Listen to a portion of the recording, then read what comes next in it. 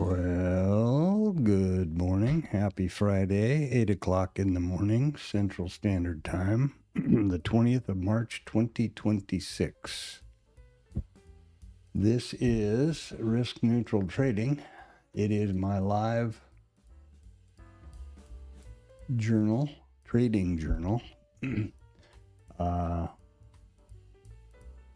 sure everything's happening. Yeah, it seems to be. This is, first and foremost, be careful. This is triple witching if you're in America, or quad witching everywhere else. That means there's options and futures expiration today at around 4 o'clock.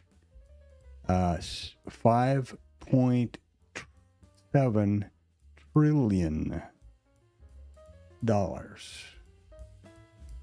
expiring today. So there's going to be some ducking and jiving, whatever else you want to call it, going on, I would guess. This, again, is my virtual trading journal. I'm not monetized in any way, so I really appreciate input and, like and subscribe and contribute in the chat. That's really great. The purpose here is that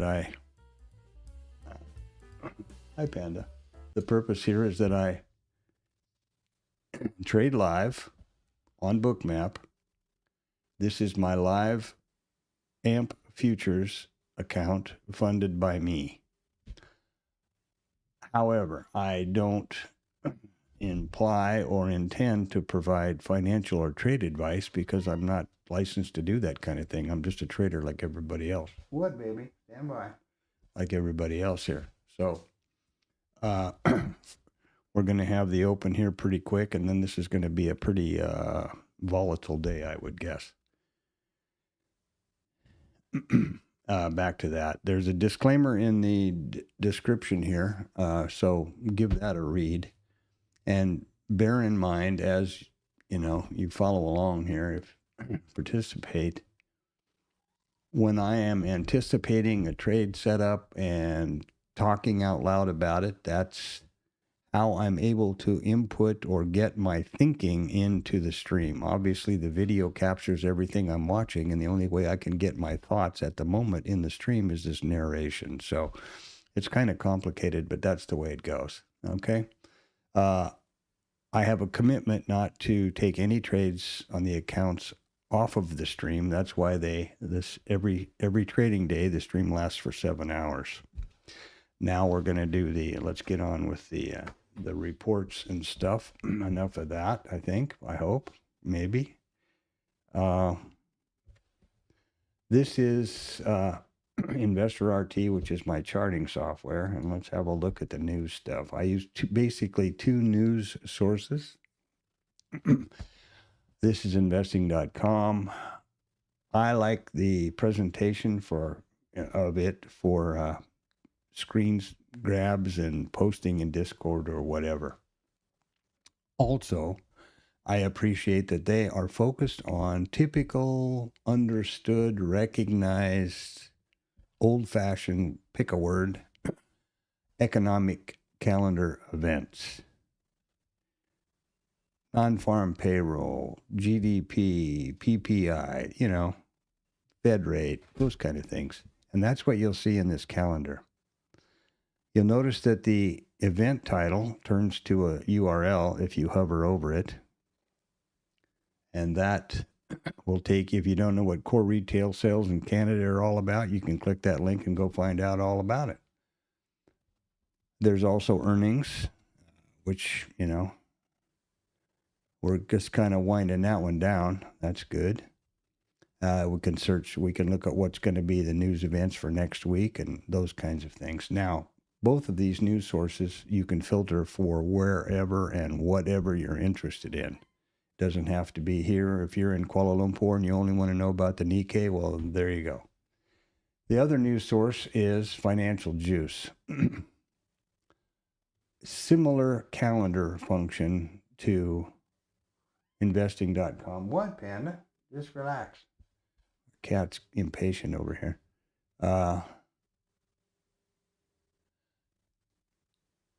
Yeah, they don't have some of the features that, and it can also be filtered. It's also free. Both of them, you can pay for them if you want, and I'm sure they would appreciate that. My thinking about keeping these free is that the resource would be available to anybody that passes through the stream. The right side here is more of an up-to-date squawk box, and I'm trying to see I wanted to point out a reason that I also track financial juice. Basically, in addition to the typical calendar events, anything that might have a disruptive impact on our auction will be pulled into this calendar if they hear about it. Trump's going to have a press conference about something. Vicente is going to talk about something. Non-traditional economic news or events, but those that we recognize could have a serious impact on the auction. And after all, in today's world, we're not really traders, we are risk managers. Your goal or your main job as a trader is to preserve your account. The only way you can do that I'm aware of is, don't trade would be one, I guess. The other one would be risk management.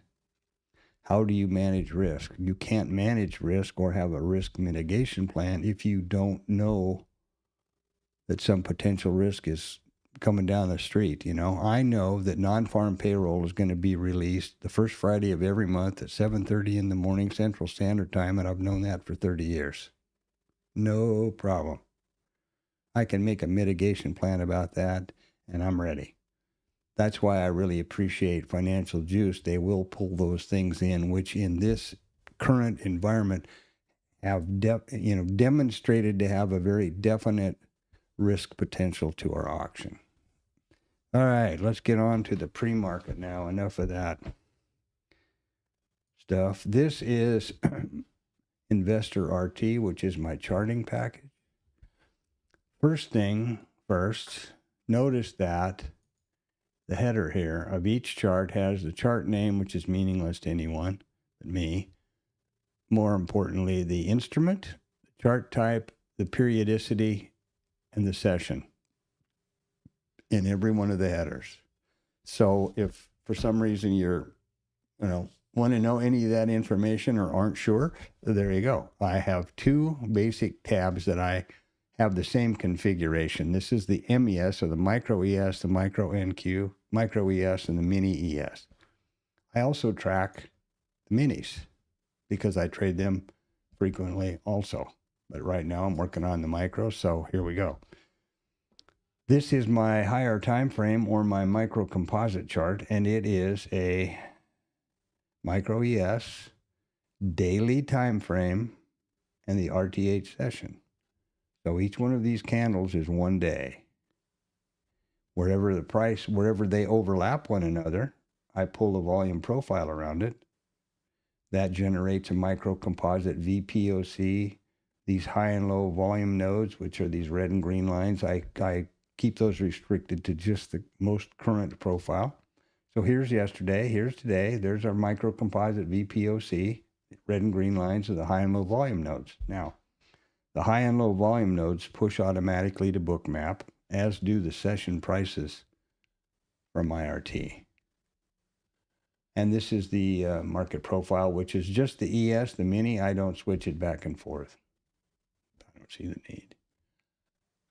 So here's our quote page. You can see settlement, etc. And this is Bookmap. Well, if you're not familiar, this is the dome, price ladder, order book, whatever you want to call it. These are the prices, various levels. And in this case, it's every 2 ticks, happens to be, or no, a couple of points actually. And the resting liquidity at each one of those levels. Now that is resting liquidity. Those are limit orders. These are not trades. Here we have the micro composite column where I have entered these values manually. get this open where we can. It's such a wide range today that we're having a problem. I'm having a problem scaling. You see these big dumps? This is the naked volume point of control from yesterday's RTH, and here is the current microcomposite VPOC. These are high and low volume nodes. This is the full session volume profile, which started plotting last night at 1700. Will continue through 1600 today. So it's the Globex, it's not the ETH. And these are the RTH volume profile and delta, which will reset this morning at 8:30. Now, all times that I refer to here or that you see on my charts are Central Standard Time. So let's get that out of the way. This is my statistics column, which is really important to me. And these are the values of the statistical probability that the various price levels would be revisited yesterday, which will change for today. The first thing I do on the statistics column that's important is I change the title of the column to reflect the statistical open for the day. So let's look at this. It's real simple. There's only two criteria. If we opened right here, right now, how would that opening price compare to the previous RTH close? Well, there's the close from yesterday's RTH session, so it's lower than the close. And how would it compare to yesterday's RTH range? Well, the highs above us and the lows below us. So it's within range. So instead of lower out of range as it was yesterday, we'll change this to lower in range that we expect today. And then we'll be able to delete these notes because we want statistics for today, not yesterday. The reason I changed this column title is just purely selfish. If I look at a screen grab or the stream, I can just look at that title and I already know the relationship of the open type. Easy. Before we do the stats, let's look at these are the session prices, which are pushed automatically from IRT to Bookmap, and which I share with anybody that's interested, continuously from 1700 on Sunday evening through 1600 today, Friday. So if you want that, like, subscribe, drop something in the chat, and I'll hook you up. It's a CSV link from Google. It's completely safe and no problem. You can put it in your Cloud Note columns or the indicators over here or your program of choice. This is the heat map. I always put Blue Boy on the first print of each session, and that's a real highly secret thing. It's called a vertical line. That tells me when I glance left, if I see this is the entire overnight session. So I know exactly what the context is. That's the point. Now, as I said earlier, you got to be really careful today. This is a quad witching if you're in the wider world, and in America, it's triple witching. Options and futures expire today, $5.7 trillion worth. So there's going to be some shucking and jiving, I'm assuming. Before we get to the statistics, let's look at the general pre-market. Besides options expiration, here's our close and here's our open and here's our trade all night. So we are essentially 98% short inventory all night. We were really down there earlier, about 5, and since I've been up, we've traded up here. Now, in a typical world, I would imagine that, or I anticipate that we would have some responsive buying at the open to take profit on all these shorts. I mean, somebody's short all night. They're sitting on heavy short inventory. So I would assume that they'd be buying all night and, there'd be some responsive buying to take profit. But I don't know much about options. I know very little about options. I do know the impact of a big expiration, a witching event, triple or quad, however you want to look at it. What happened here in America was they stopped doing options on single stocks, as I believe, And so that dropped off in America, but other places, they still do them. So that's the fourth one. We're very definitely triple witching today. So let's see what happens in the open. What does that mean if I don't have an anticipated maneuver out of the off the opening print? I'm going to be real cautious and see what happens. What the hell are you supposed to do? I mean, what else is there to do, right? So let's look at the statistics now, and that comes from this study in IRT. First, you notice they conveniently and very graciously highlight the correct open type, but only after 8:30, so it's not going to do us any good today. Also, notice that some of these are blue, some of these levels are blue, and some are still black. When a level is revisited in real time during the day, during the RTH session, they change the text highlight from black to blue. Now, this is yesterday, and you can see which levels were revisited. There you go. So the way the study works is real simple. It looks back at the most recent 1,700 trading days. Of those trading days, we opened lower in range, 500 of them, 29%.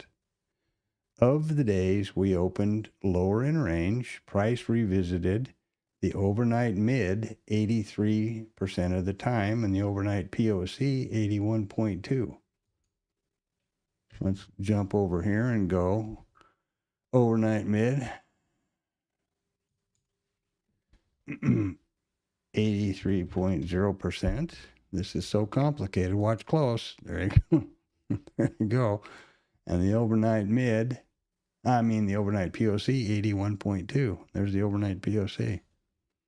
81.2. Boop.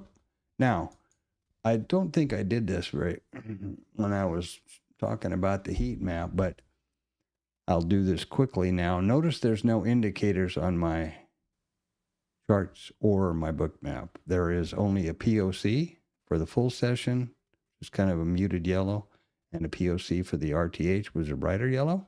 And those are nothing more complicated than a marker of the price at which the most contracts have traded so far in the session. So, right here at 3,700 is the level that the most contracts have traded so far in the overnight session. Simple. And that's about 4,045. And the minute one of these levels trades 4,046, the POC will move there. It's real simple. Yeah, there's a continuous line so you can see where it's been, but that's all that represents. There is a RTH VWAP, a Globex VWAP, and a Globex mid. Period. I do track and pay a lot of attention to the initial balance high and low, and those sometimes are confusing to folks because of the naming. All this means is initial balance high, initial balance low. It's an old acronym from the market profile days. This level and its sister ship down there, the low, are nothing more complicated than a marker for the high and the low of the first 1 hour of the RTH trading session. So that's it. Now let's get back to the stats over here. The previous close is 74.6. Well, there you go.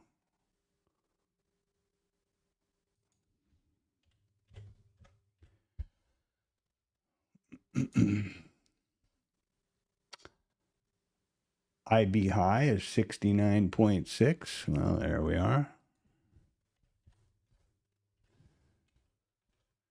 And why do I put those initials? Remember the definition. The minute we open, this flag is going to jump down above price, and the low will come up below it. Won't be here anymore. So I'll want to know what that is. The overnight low is 66.4.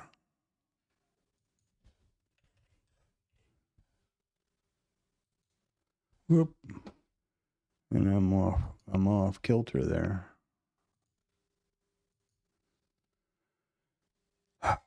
Overnight high is 52. Now, remember something really important. These are not hard, fast targets, guaranteed lines in the sand, whatever you want to call them. These are just probabilities. This is the probability based over 1,700 days in the subset where these levels have been revisited during the RTH trading session. That's all there is to it. But it is a good rule of thumb, place to start, right? Something to be interested in. Previous value was 67.6.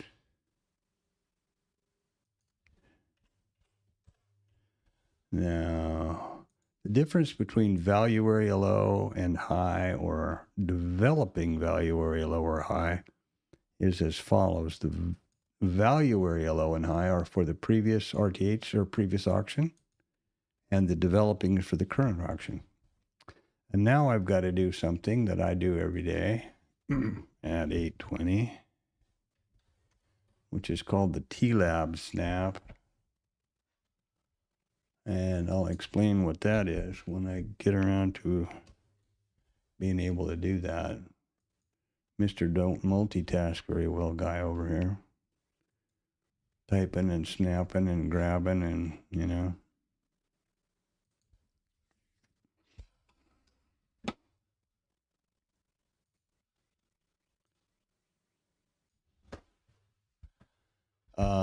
Yeah, so the T-Lab is a bookmap Discord chat room called the Traders Lab.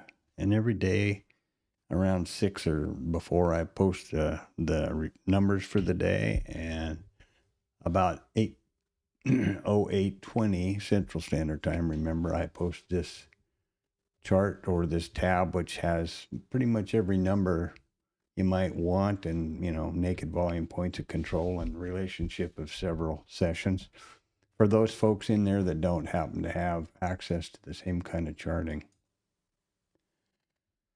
So, the T-Lab is a morning, Anton. The T-Lab was started and continues to be led by Tom B., who is a seasoned professional trader, successful, I believe, with pretty good things to say, you know, similar opinions to mine about risk management and things like that. One of the outstanding features that I was pleased about early on when I joined in there was that you're never solicited for anything, and that's pretty refreshing in this day and age. Besides this stream, I don't know of many others that they're not trying to get you to do something. And that goes for sure for the other bookmap Discord rooms. Now, it is a Discord site, and I will say that Tom does not trade live, nor does he call trades, nor have I ever seen him trade. So, you know, I can't say he's a professional trader with 46 years experience, nor can I say he's successful at it. But I believe that he is, simply because I haven't seen proof of that, and he doesn't trade live on the stream like I do here.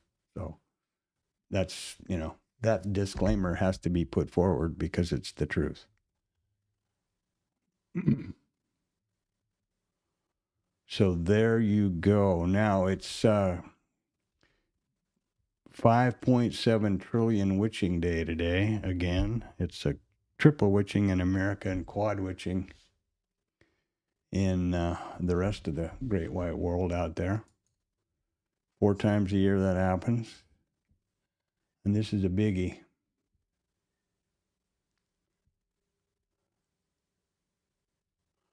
Okay, thanks a lot, Anton. 6673, right there. Okay, well, it's essentially a POC, right? I mean, pretty freaking close. What was I doing now? The T-Lab we did.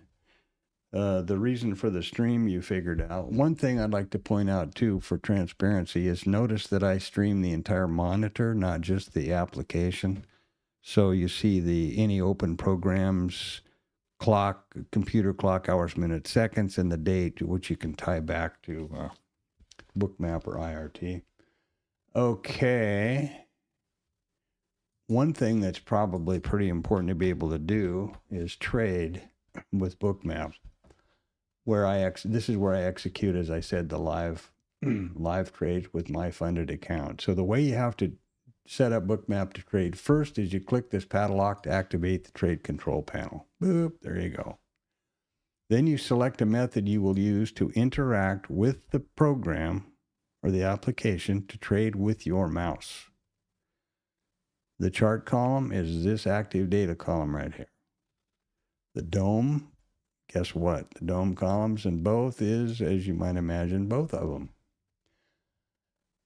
Next, now if you didn't do any more than that, you could set up stops and various tools over here and trade like crazy. But what I do is take it a little further. First of all, if you're using trader stats, the trading stats, which I use to copy, display my trades and also put into journals, make sure it's on the right one you want. Next thing I do is the multi-brackets, and this is where I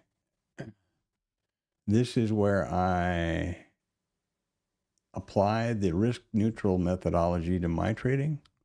The smallest risk-neutral size you can have is a 2-lot because it needs to be even. So there's the 2-lot. Now, a stop for the entire package. This is not the time to be determining your stop. You should have done this, in your study period, a long ways away from the live market or the open.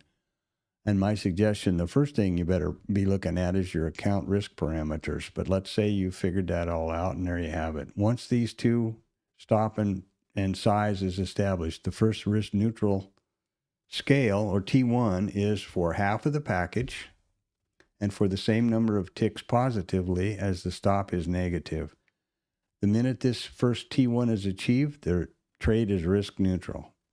You can't do any worse than scratch unless you move your stop away from entry. You have other issues to deal with. And you can put the runner however you want, however many of them you want, and whatever else that your account allows for. Also, if you're so inclined, you can use Execution Pro, which you can do trailing stops and scale to break even and that kind of thing, which I'll do manually, assuming I trade here today. And there's a lot of other tools, but there you go. Now, I've selected the package, so I know that's a 2-lot. I don't need any of the trade control panel tools anymore because I'm using multi-brackets.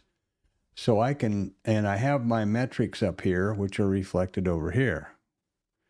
You don't have to have these here. You can turn them off or on, but I've obviously done that for this reason. I can click this button again. It stays green. I get my real estate back on the screen, and I have all the same metrics. I also have cancel and close. Boop. There we go. We're all ready to rock. As soon as we open, we'll put Blue Boy on the job. Going to be about another minute. So let's see if I've got my VWAP and things to automatically work. Volume profile to reset. We'll see. Oh, no, it's only 28. It's not obviously because it said 29. We had 2 minutes left. Yeah.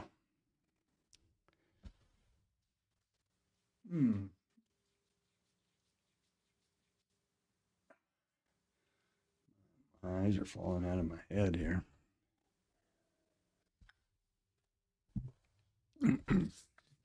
I think I have figured out why my RTH VWAP has been giving me so much trouble as compared to the Globex.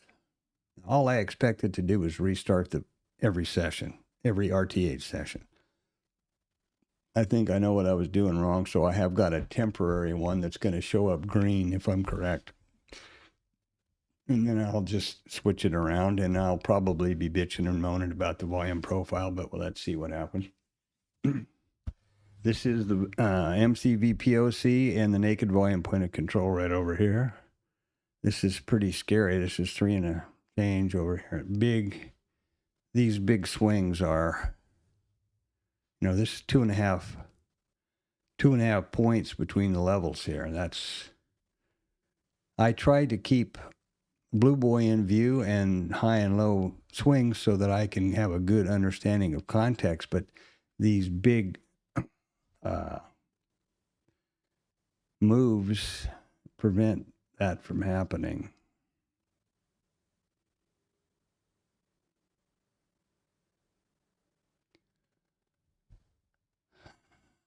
There we go. That's the open. And of course, that didn't happen.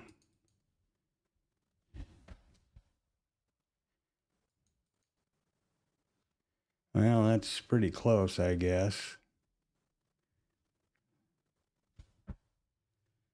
Now, let me point out that if you have selected both, including this active data column, you got to be really careful what you're doing here.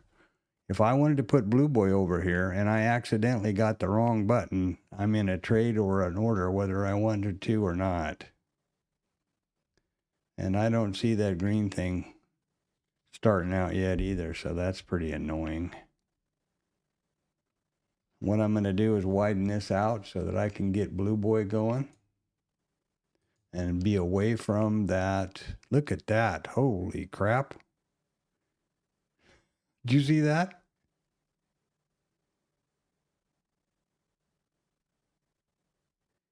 I want to be as far away from this from this active data column as I can. Wow, that was pretty incredible.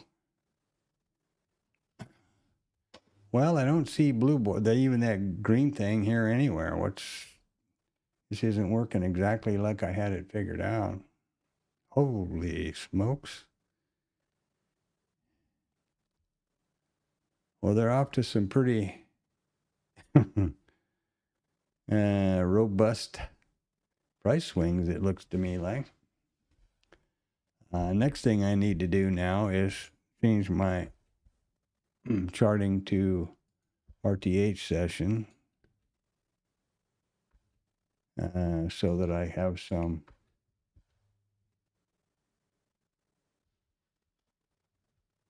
wow.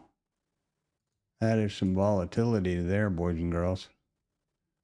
This is a real case where you want to be extremely careful. Or where I do, I should say. Remember that for this stream, I'm talking to myself. Most of the time, that's how I can get what I was thinking into the recording. And I by no means imply or intend this to be any kind of a my way or the highway deal here. That's not exactly not what I'm looking to do. I'm, any kind of, hey, Antonio, bon dia. Do the band. Pretty volatile out there, my brother. And it's a $5.7 trillion witching day. So be careful. I hope that your trading is going good there with your account. That's really cool. I'm still impressed. Jealous, but impressed. Well, my new VWAP is not anywhere to be seen. That's pretty freaking disappointing. And the old one didn't do anything either. So that's just annoying beyond all measure. Works for years, and then this doesn't want to do anything. I don't know. This should have nothing to do with it. According to what I read, should just create the VWAP based with this button and not touch the anchor point at all, and it's supposed to be doing the job. So what I'm going to do now is the old-fashioned thing, which is bitch and moan a lot, which I do. And 20, and, this is, by me putting this anchor time in here, is supposedly disconnecting the auto function, which is some stupidness I don't understand.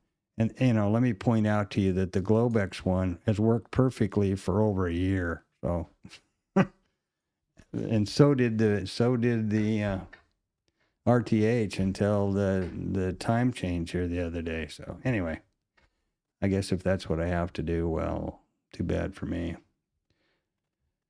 So they're selling them down, to say the least. No, I didn't. I'm going to do that email this afternoon, actually. I saw something about that snowboard kid that got the gold from that lives in Aspen. There has obviously been taken under his wing. I know they did a lot of advertising for him. Obviously, Michael is. I don't know whether you're familiar with Patak or not, really, and his whole story, but came out of Nebraska and now has made a bundle of money. So he's got a house and lives in Aspen, and every year he gets his 200 pin, which means he's skied the mountain 200 days in every session, in every season. So he's obviously taken this guy on board, and that's really cool. I mean, the guy got hurt and went through rehab, and then went to the Olympics and won gold. Half pipe guy. Stuff that happened long after I was a skier, but some pretty amazing acrobatics those fellas do. Pretty incredible. So here we go. What's going on with this thing? Now let's see what the opening range guy's up to. Probably choking to death over here. Pretty big opening range. It is something. Where is it? Where'd it go? 18-point actual range so far. That's the 5-minute opening range. And no trigger or signal yet. We'll see how that ticks along. Obviously, there's no initial balance yet. There's plenty of lag to go around. Jesus Christ. Wow.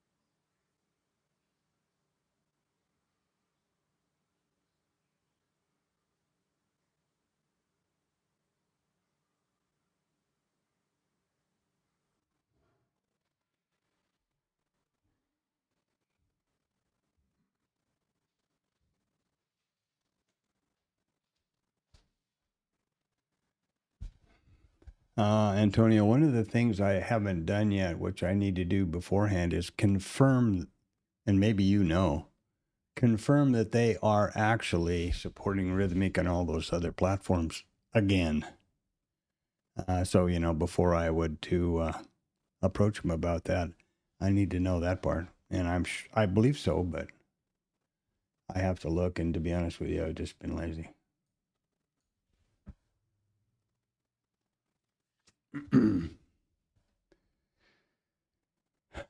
Well, quite what's the opening range here? 42s to, man, so far we got about a 20 handle opening range, or IB.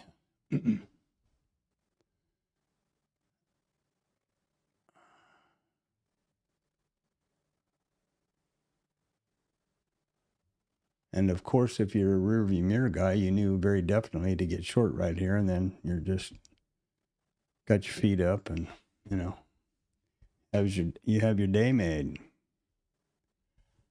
Let's see, bunches of lags. I'll have to fix that, I guess. Give it a few minutes to smooth out a little bit. That is so disappointing.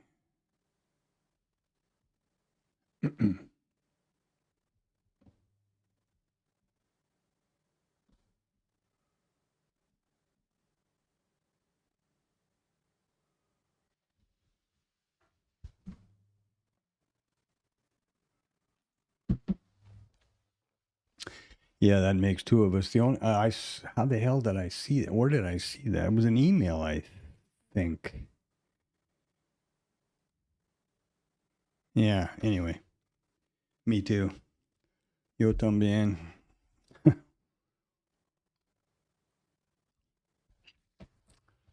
Okay, boy, the VPOC is VPOCing.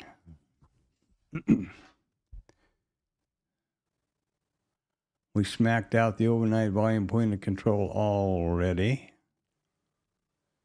Took out the MC and previous RTH. So, yeah. They're just busy little beavers today here. That whole options thing is what I heard from that. I think I mentioned it yesterday. You know, $5.7 trillion expiring today, and it's supposedly the biggest or one of the biggest expirations ever. I'm told. I have no idea. But I can say that 5.7 trillion's a lot.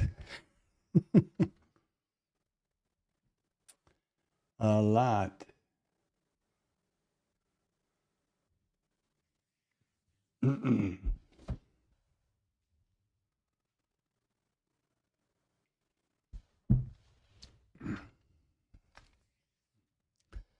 Well, okay. Is anything going on over here?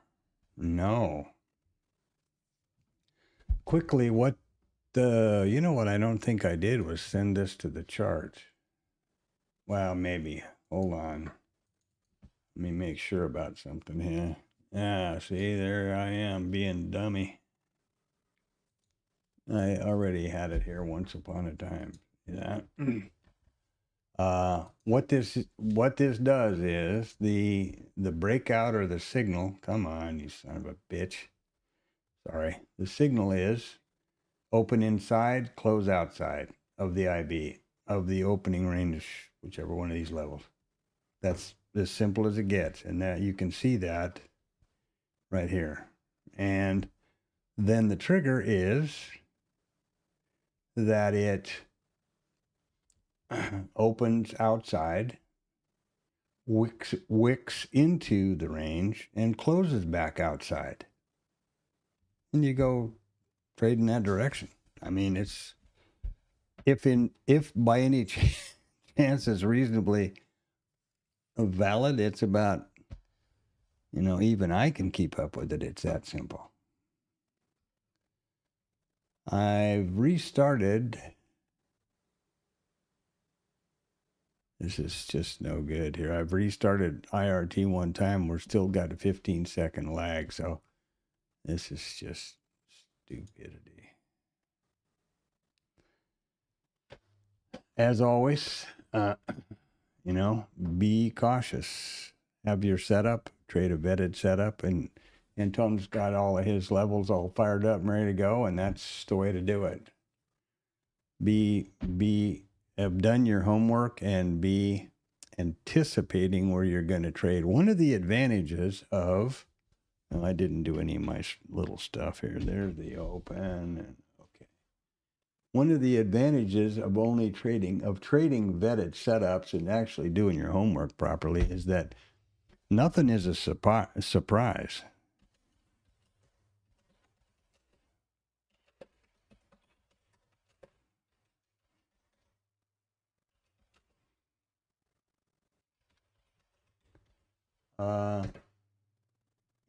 It's if you have, in my case, say I have my opening range trade, there are 3 rules. Well, I see the first rule, and then I think, okay, now I start to, my spidey senses start to get tingly, and I am watching the thing develop. And if I see the second rule, well, then that's good. And then I kind of, do a checklist to make sure my trading stuff is set and configured the way I want it to be. And then the trigger, and it's it. You're in the trade. It's not any of this hurry, scurry, and blurry or gunslinging or any of that stuff. So I know I'm speaking to the choir here with Antonio and Anton, but for the purpose of the stream. And here we are. Obviously, there wasn't any responsive buying yet that I had mentioned. In a normal situation, I would anticipate, because overnight inventory was, for all intents and purposes, 100% short, maybe 90, so 98, you know.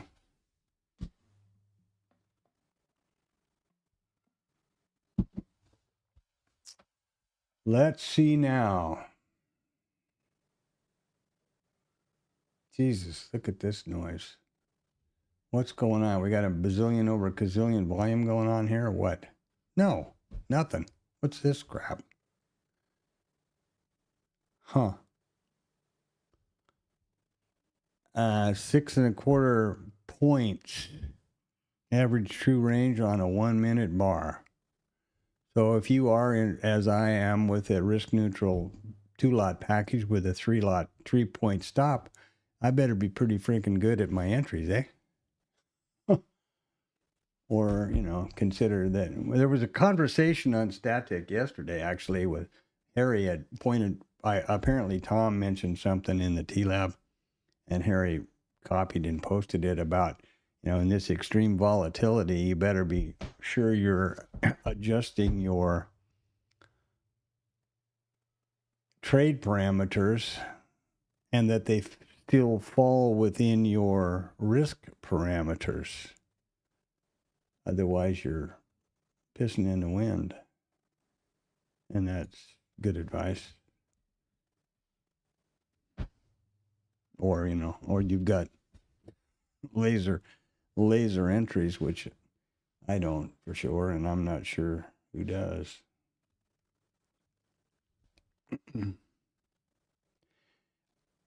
I wish I knew more about the options thing, Anton. I'm sure you probably do. I don't know. Antonio, you ever trade options? I never did. But guys like, you know, Ned have all these complicated things going on, and where, you know, gamma is going to be defended and all this kind of stuff. And actually, Ned, who you both know,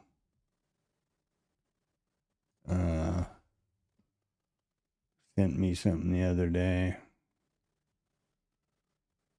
Let's see if I can do that without some sort of weirdness going on here.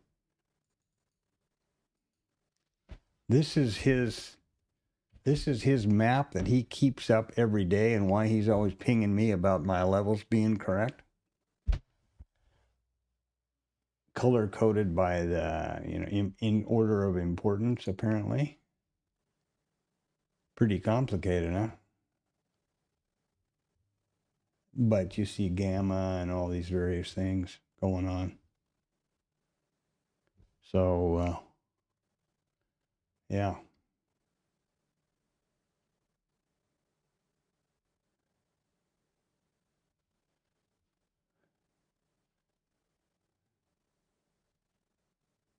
Pretty impressive stuff there. Not sure I understand all of it, but you get the point. Yeah, there's a lot of stuff happening all around. I see.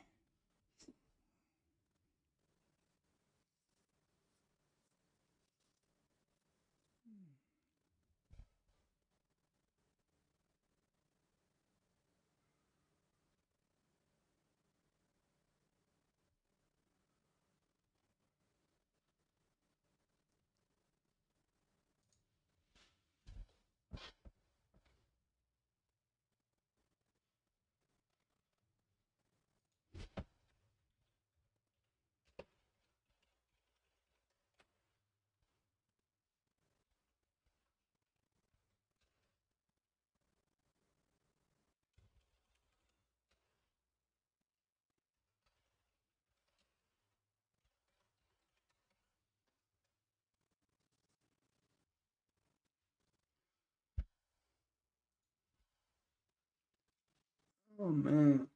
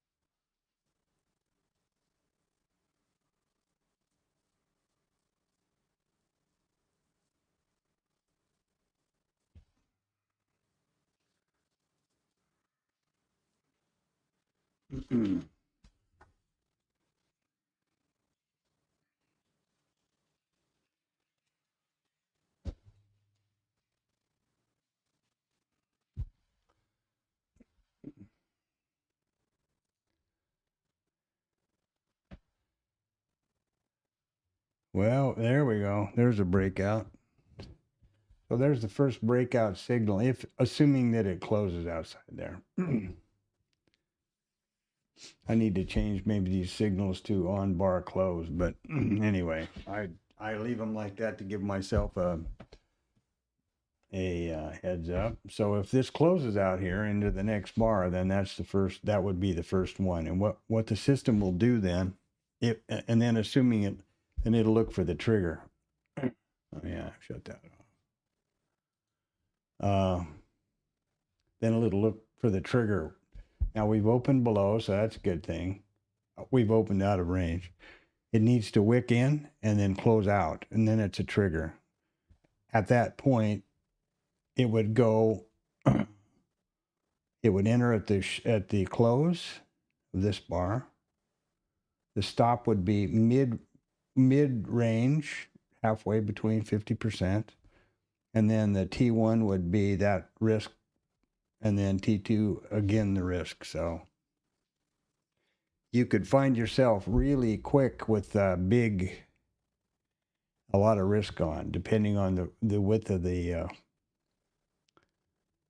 range, right? Opening range. And the only way I know to do that at the moment, this is a 5-minute opening range. The only way I know that you could get around that would be a 1 minute. And I, got no idea. I haven't monkeyed with it long enough. So this doesn't use the hard, fast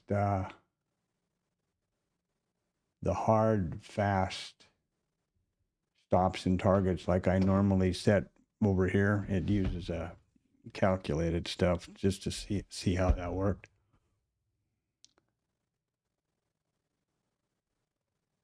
Yeah, that map of Ned's is, my eyes just glaze over.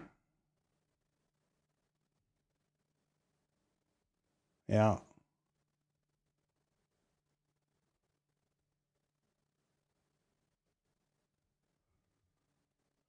Yeah, I think I understand options at that level well enough to be. It's essentially like, I don't know the strike prices and how you go about that, and days out, but I understand in the money, out of the money, and the fact that you buy a put or a call, it's essentially like a trade over here. The big thing that you hear so much about from all these guys is selling premium.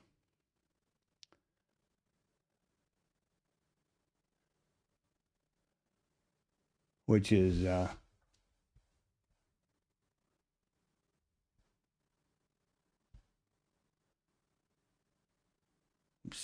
big deal, obviously.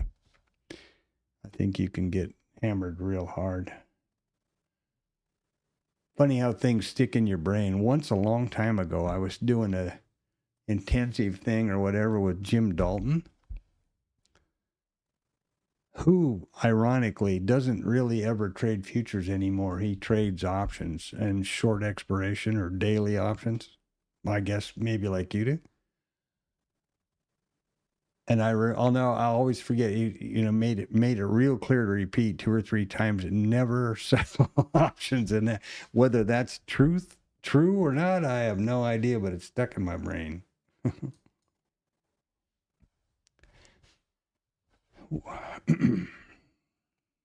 One thing about selling options that doesn't ring real rosy to me is when the max profit you can do is the premium you were paid, and there's an unlimited risk. So that sort of sounded upside down to me, as if I understood it correctly. Let's see if we wick in over here and get the trigger. In the meantime, let's see what's going on over here.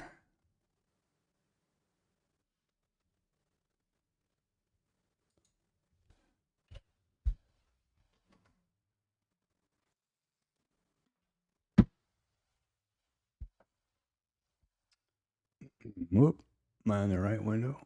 Nope, there we go.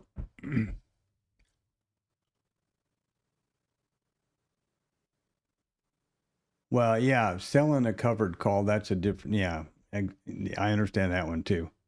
You own the share, you own the stock, so that if it goes against you, they take your stock. I got it, I think.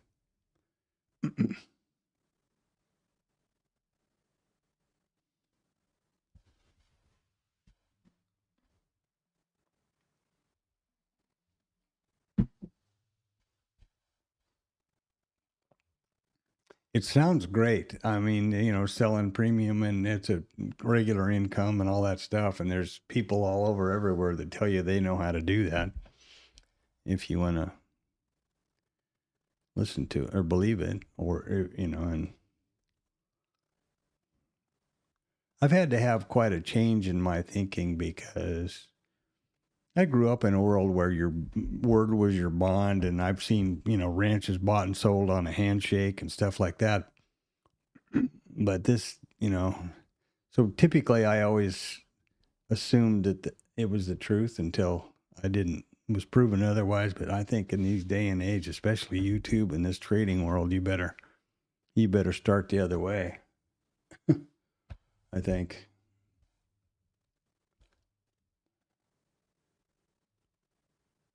Yeah, that's what I've heard too. The same exact thing. And that's what Dalton said. And, I have various opinions about him at this point, but the truth is still the truth.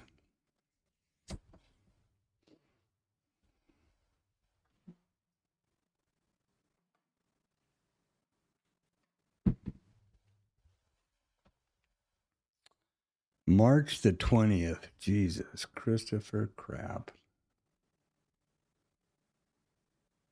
Life's what happens while you're making other plans, right?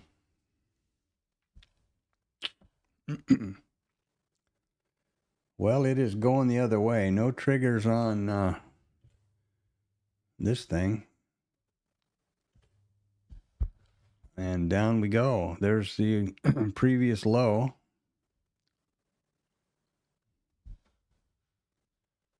Are we?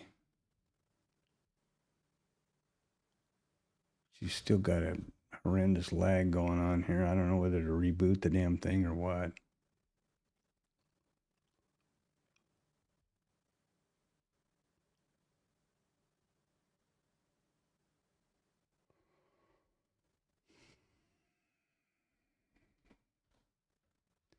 See, oh, kill the T-Lab chart, because that thing is. What's going on here? Why is that all weird?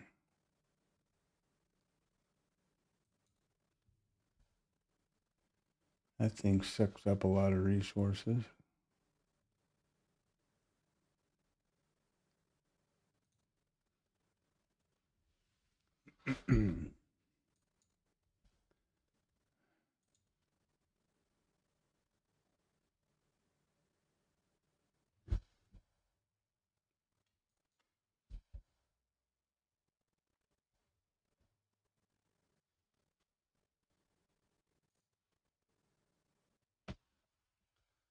Wow. Overnight low out the door.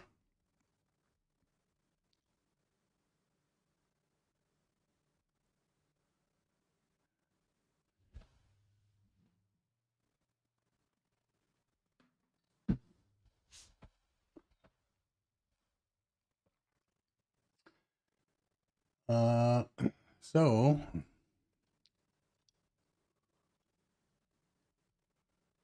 welcome to the stream.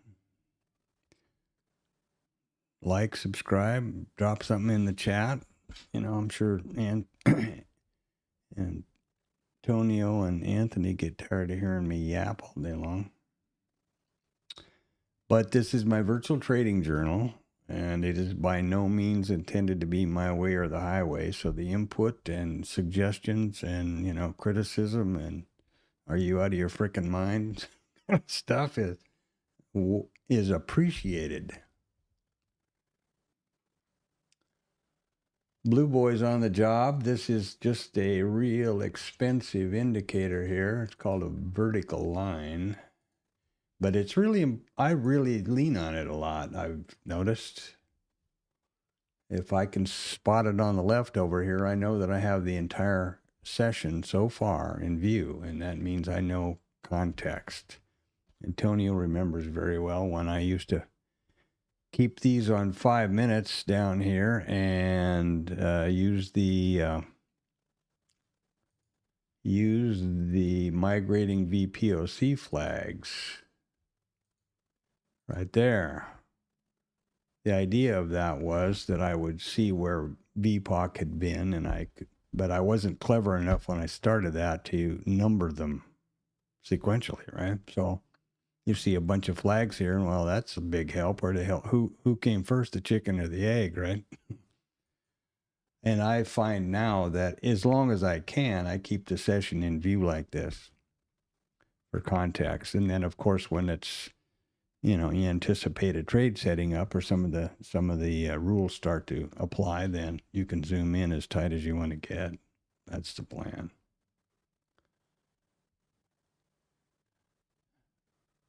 And, you know, this is what I'm doing now.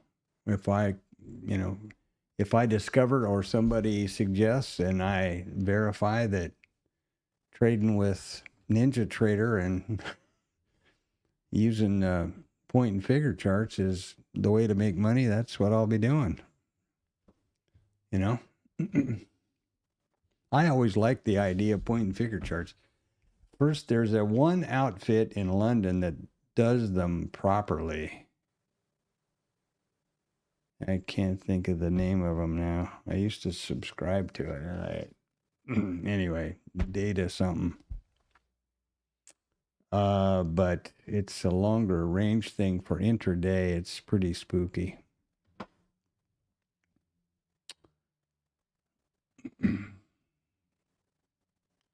It was Dow's way of charting back in the day in the early 1900s.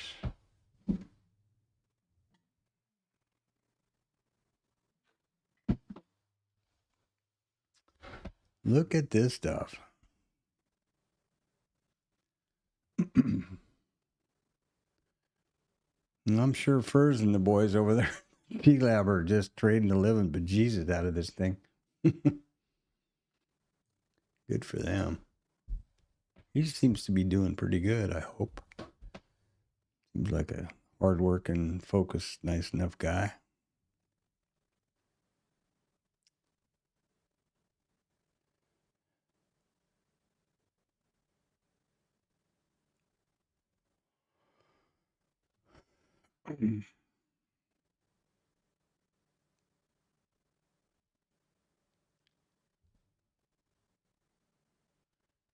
So is this a day of sell the rips? Is that the idea?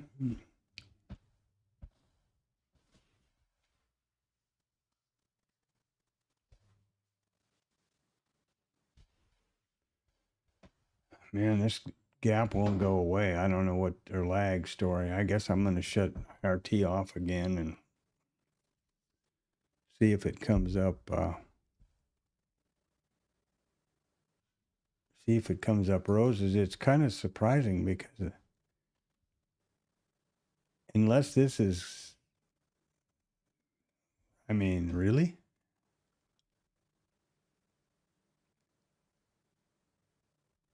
$546,000? Is that what? Yeah. Well, 655. Huh. Well, beats the hell out of me. We'll try shutting it off and see if that works.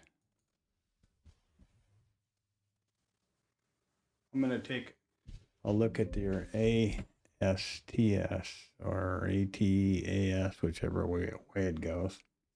Again this weekend.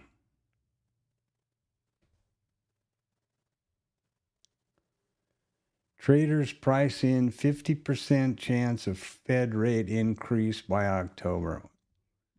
Jesus. Why don't they focus on the fact that we're, World War III is going on and we're nuking, genociding, groups of people. It's amazing how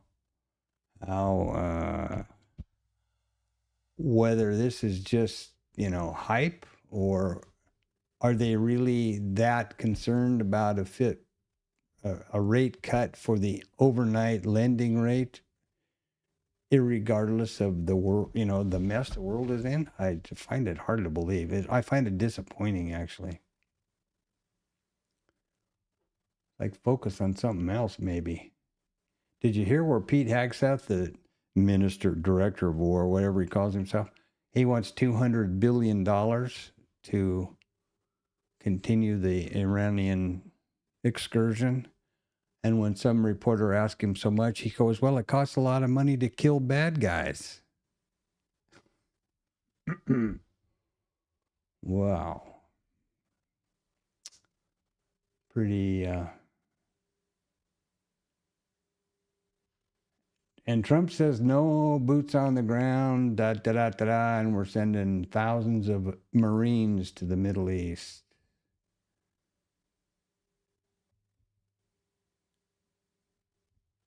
And all the important news can be about the rate cuts. I am really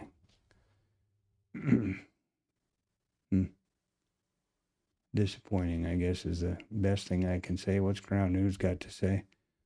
And Trump's talking about Pearl Harbor to the PM of Japan yesterday, apparently.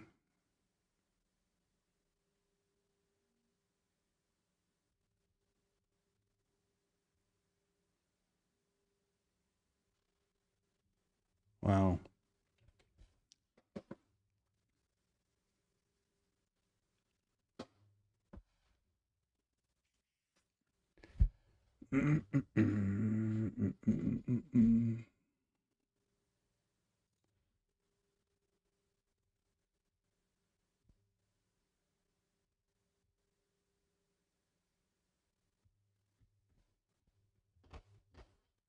Okay. Yeah, and then you get into theta too, right? Or do your options expire today like everybody else, like all the rest? And isn't that where theta is the big deal? The Greeks, the minute I start hearing about the Greeks, I think I struggle enough to make money trading futures. I better just stick with it. Here's Antonio's BPOC migration now. He's probably all over this short.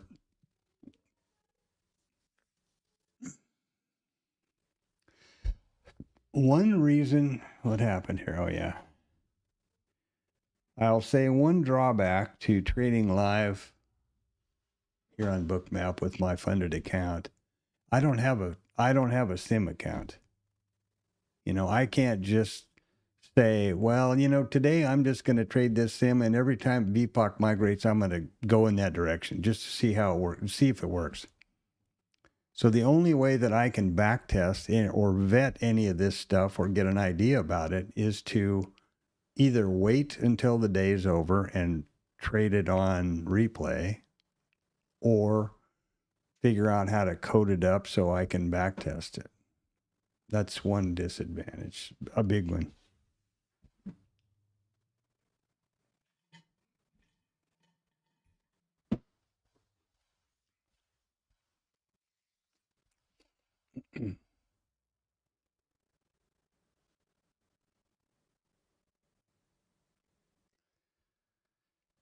Well, that IB low's been sitting down there for a while. Look at there. Oh, well, no wonder it's a century figure. There's 6,600 and there's 388 of them down there. I guess that's a strike, I suppose. Been in there a long time if you look at that liquidity up there.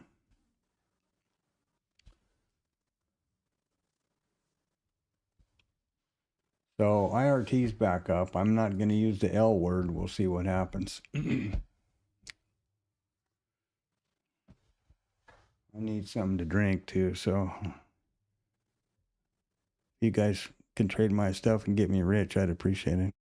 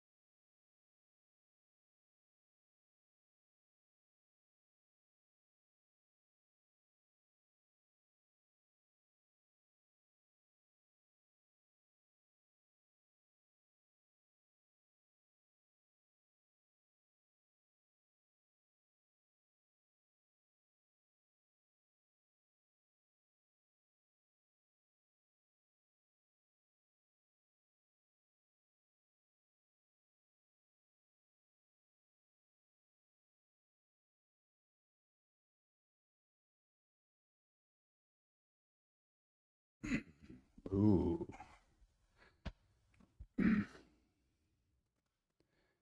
And here we have today. Got singles all over the place up above us here.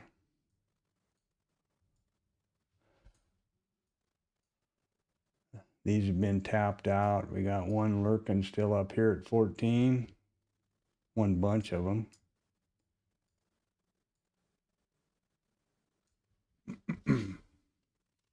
Yeah, okay.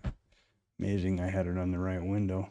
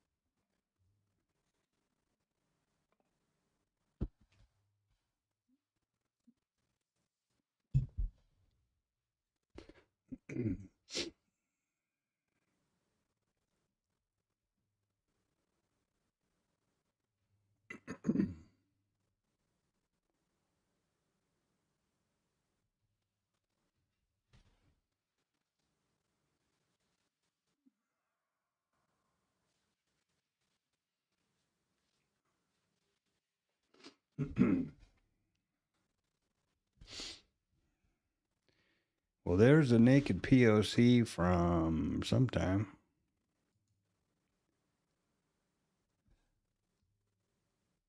September 2nd, 2025. See if that is correct here, and I'm sure that it is. Yeah, I guess so.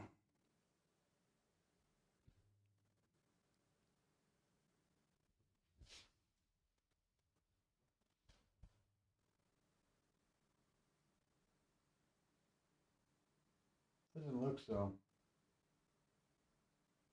Some of these, I noticed this time when I did the way I do a rollover is to export this column, then, take it into an Excel or somewhere. Well, I do it on Sheets now because this computer doesn't have Office on it. And increase the prices, the levels, by the split for the rollover, which I believe was 49 and a half points this time. And then re-import it back into the level after I've put on the new contract. And typically, I mean, that's what I always do, and they're always right. But I've noticed some of these things, like this one here, is not right by a little bit.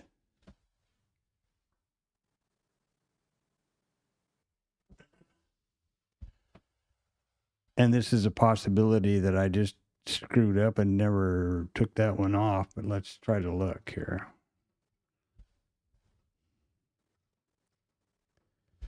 Okay, so notice the info box when I highlight the candle. Yeah, so that's 9/2/25. This is saying that that's POC should be 65.80 quarter. So that's screwed up. Oh well, best laid plans of mice and men. God damn it, or gosh darn it.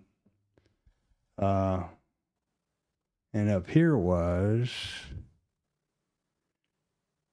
the third was taken out. Oh, I bet I know what happened. That's my fault. So that was at something. Yeah, I'll leave that alone. Okay, I try to make them, as accurate as I can for. I guess I'm anal. I don't know.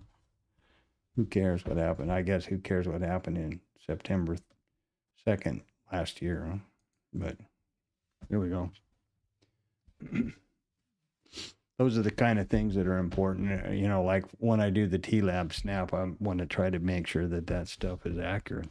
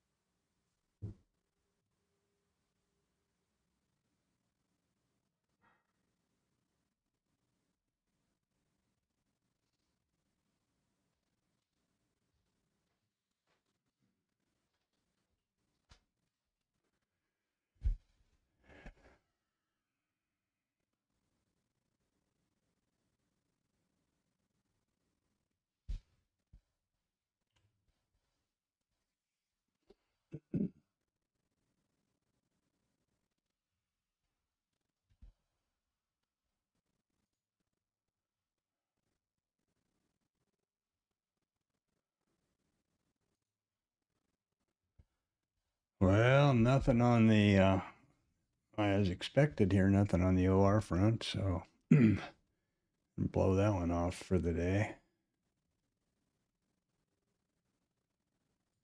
I'll be bringing this up here pretty quick. Oh, it's almost 9:30. It's almost time for the opening range trade. Ooh.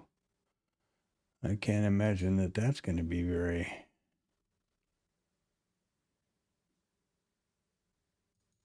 exciting, but let's see.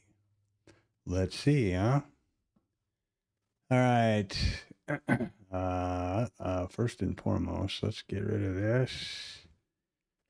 Get rid of this over here so it's not sucking up stuff.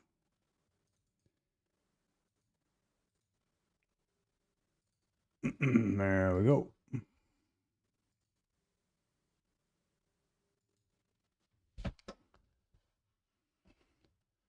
And the opening range trade. Get that system out.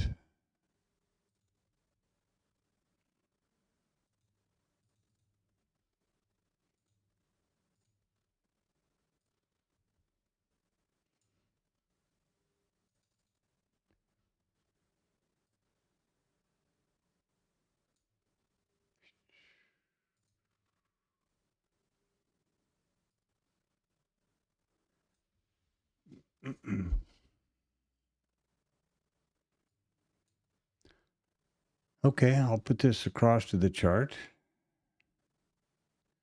And this will be within the simulated environment as usual, because I don't want to risk my inability to code this properly, my account with my inability to code this properly. But this will graph and plot any trades that happen. So there's that. And we have the opening range going to materialize here at the bottom of the hour. So the initial balance, which is the first rule of this whole idea, is based on a statistic. And that statistic is the most probable event in each of the four opening types all the time is the initial balance statistic. It's greater than 97.5%. Today it's 98.4%. So 1.6% probability that we will not revisit one or the other of these two levels. And all the statistic says is at some point between 0830 this morning Central Standard Time and 1600 today Central Standard Time, price will revisit either the IB high or the IB low at some time, at some point within those parameters. That's the first statistic, and that is the first rule. And I call them rules because that's what IRT calls them. I don't, signals I would have thought, but anyway. Opening range off. So we'll see. And we're, fluffing around down here on the IB low at the moment. So let's see what happens. That statistic will become active in 7 minutes. Let me turn on the line. Burp. So here's the initial balance. Now, this line is just driven by the exact same data as this one, as the flag, both exported at the same time by IRT.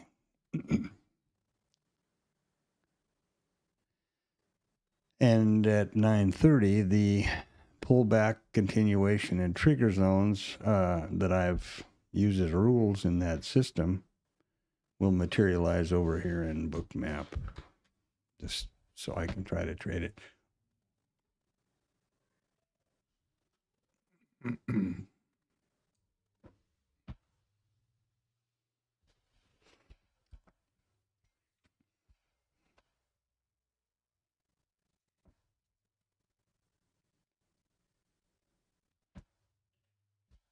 Sorry, wrong screen. Jeez. I got to get that. One of these days I'll figure that out, I swear.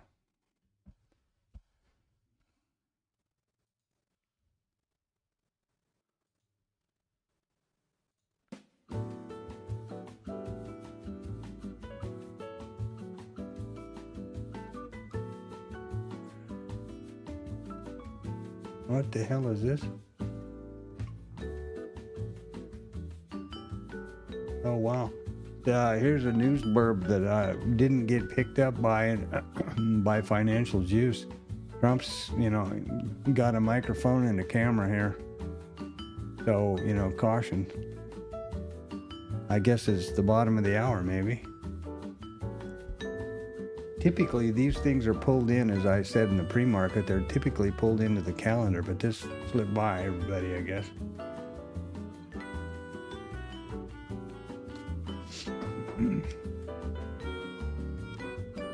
Yeah, wow. This is when I give my usual speech about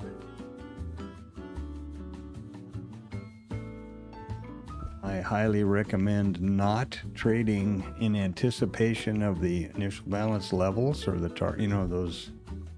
those targets. And I realize how tempting it is, and that's obviously the voice of experience talking. I just know we're going to take these out because of this and this and this, and then all of a sudden you get short, and then you get stopped out, and then you're standing there wondering why. That's why. Oh boy, now see, if I was on SIM, I'd just short that right there and go, let's see what happens. So let's imagine that we shorted right here. Let's see what'll happen. Well, 95, so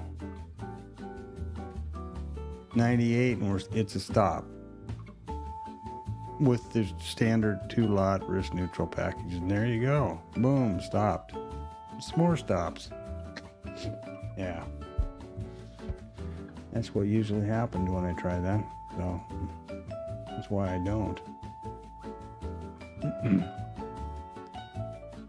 If you had to look at this on a, volume profile, low volume node, I would say up around the 6s somewhere, and above that century strike, whatever that thing is, would be my guess.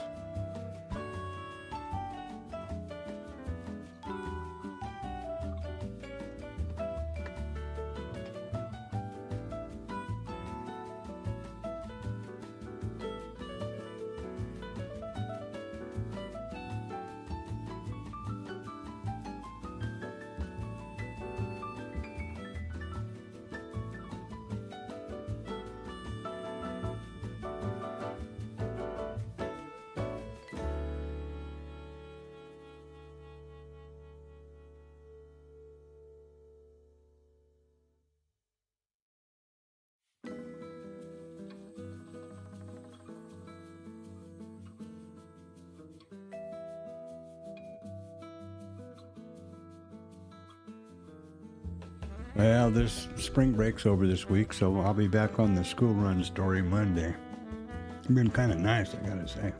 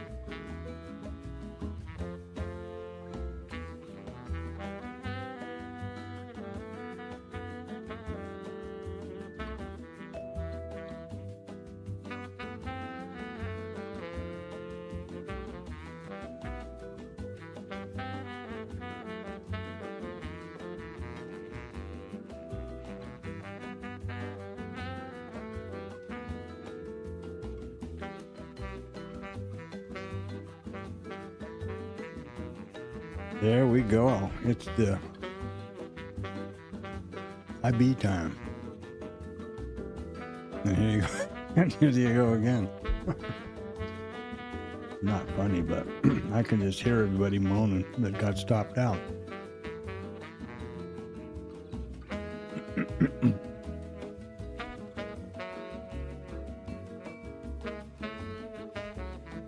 And I say that purely from the voice of experience.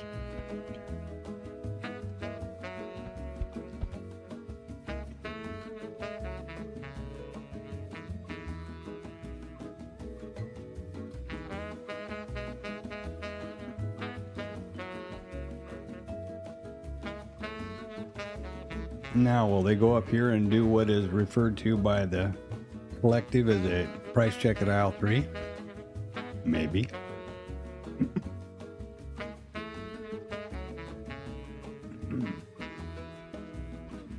So the initial balance is a hot topic today, right now, as of now. Let's see if everybody's on the job over here. Okay, you'll notice now that the levels and the lines are plotting, and as predicted, they showed up over here, so that's all good. Has there been a... No. This is the system. Let me just do that for the sake of the stream. This first bit, looks like a lot of stuff, but it's 4 trades. There's 2 around the initial balance high and 2 around the initial balance low. There's an IB continuation. There's an IB failure, mean reversion. IB high, IB low, same 2. Housekeeping, the rules, and there's only 3. A, B, and trigger. Not very imaginative, but there you go. And then this is risk management or trade management. What the system is doing at this time is it's watching this live data, and it is monitoring every one of these rules, evaluating each rule over every candle. There you go. And when we start getting actual, A, B, and then trigger, I'll be screwed in and trying to figure that out. Now, let me point out to anybody that's not familiar with the stream all the time, I'm not confident in my coding. I'm very confident in my coding ability for backtesting here. I'm sure that works and there's no risk. But the next step to a live algorithmic trading in IRT, there's a lot of complications to that I don't understand, and therefore any trades taken over here on this chart, which has nothing to do with the trading system except that it visually displays what's going on.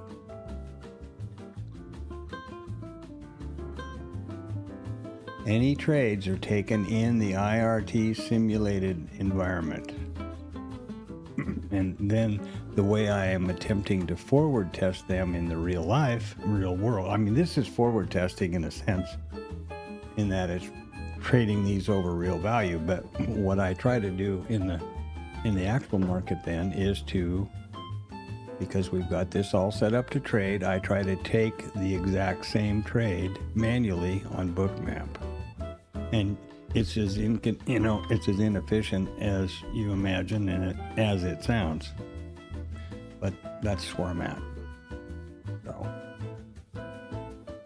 I would love it to, I'd love to have a system coded up algorithmically, and I would have that proverbial ATM in the basement that Tom refers to often. But guess what? I suppose I'd also prefer to have been born rich instead of so damn good looking, and or like 6'5" or 7'5" or something, and a basketball player. Any of those things would work. But I've kind of given up at this point that any of that stuff, I'm going to wake up some morning and any of those things are going to be true. So here we are at overnight high once again, or low once again, which is already a statistic that's been established. Price check at aisle 3. Under normal circumstances, I would be looking at a short, thinking about it, if I were trading this with discretion. But I'm trying to stick with only taking vetted trades to, yeah.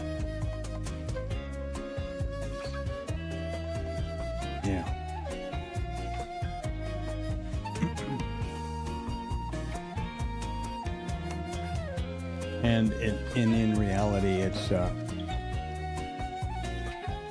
reviewing or reevaluating the stop and stuff. I can't get any smaller.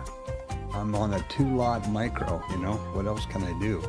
I don't know any way to get smaller to reduce risk. If you widen out, that's not reducing risk. And let me point out that if you got short right around here, boy, you were sweating bullets right up here at the 10s, right? For a stop. Now it would have been, perhaps you could have been risk neutral scale down here, and then now this. So, yeah, stop out there. I don't know what to do. I don't know how to reduce risk any further. Other than, cowboy up and just take the lumps. And I guess I could change my whole philosophy around about risk neutral trading, the risk neutral methodology, and just trade a 1-lot. That's kind of frustrating. How far are you going to get on $1.25 a point in a tick?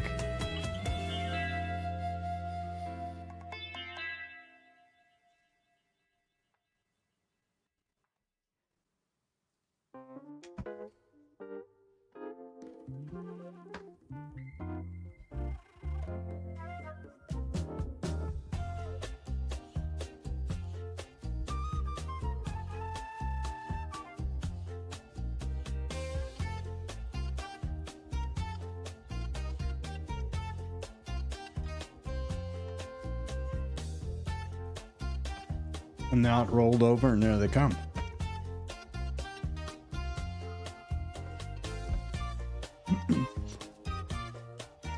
If I had the flexibility of trading so that the stop was placed, as so many people say to do, you've got to put your stop where it's obvious failure. Well, that would have been up here, huh? Obvious failure. And now you're a star. But that would be, say you got in right here-ish.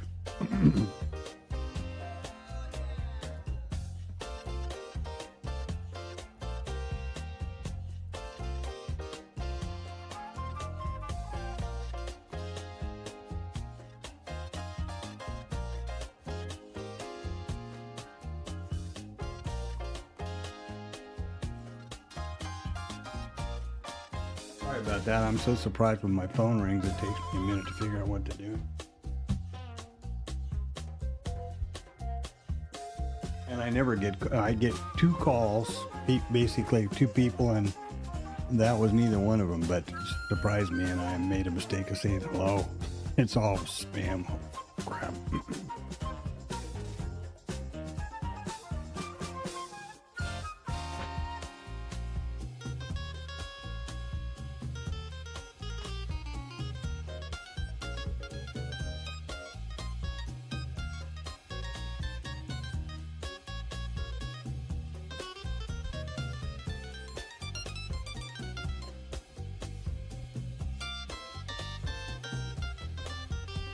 So back to what I was saying when I was so rudely interrupted by that modern convenience of the telephone. Face 08s. Well, make it 09s, easy for math. I was a genius somehow. I knew exactly to pick that bounce here for a short. It's the 09s, and then what are we talking about up here? 14s. So that's just 3 points. I guess it would have been okay.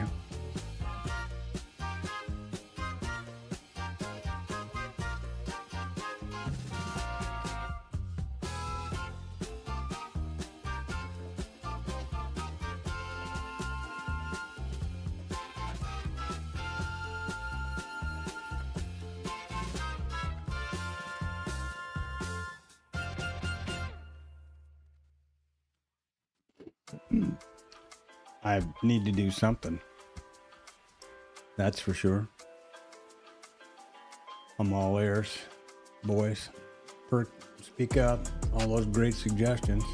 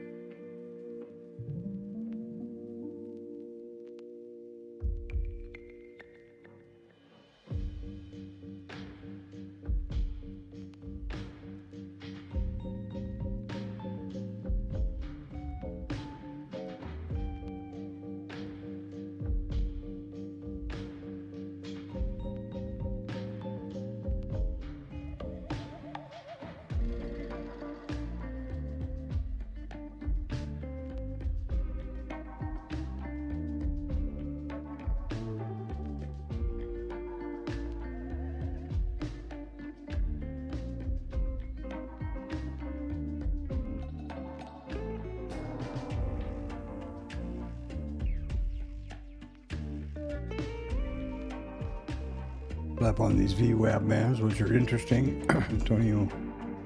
Anton suggested. Just one standard deviation, 2 standard deviations outside of VWAP.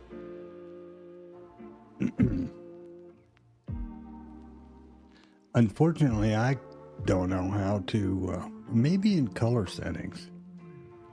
I'll look at that in a minute, how to change the, color and the weight of the lines of these bands. This is VWAP, and so this is 1 standard deviation that you see right over here. 1 standard deviation, 2 standard deviations. Real simple.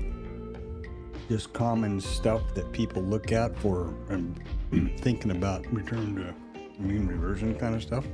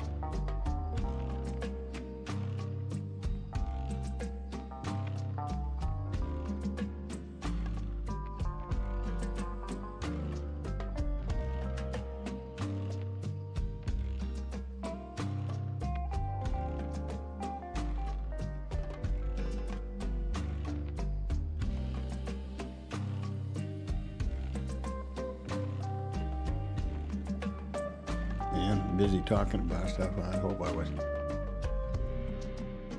not muted when I was talking about the rod thing. That's the IB30. I'll do it quickly. A rod came up with a stat that says that the IB, which is referred to as the IB30, that the high or low of the first 30 minutes is exceeded by the high or low in the second 30 minutes of the session, of the RTH session, and they call that the IB30. And it's about a 95% probability. Well, here was the low of the first 30 minutes, and here's the low, 1 minute after 9 o'clock. That would be the stat. Now, that's not exactly something you're going to probably buy a new house with, but that's how it works. And my further comment was, in case I was on mute, the IB statistic in and of itself is, pretty tough to trade, in my opinion, because, like today, it's a 1.6% probability that neither the IB low or the IB high will be exceeded today. Well, you've got, 6 hours to wait, 6 hours for price action to do whatever it's going to do. So that's a pretty big window, in my opinion.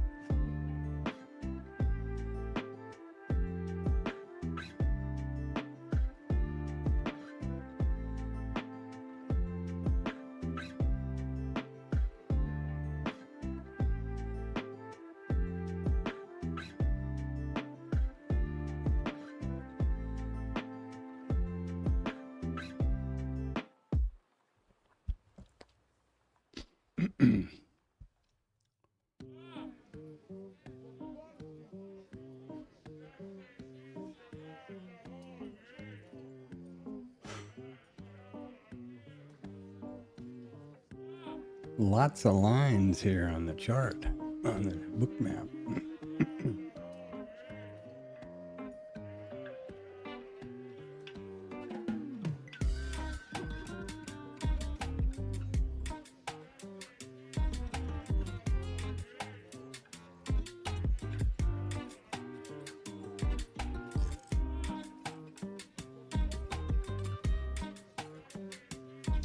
I think I could fix part of that.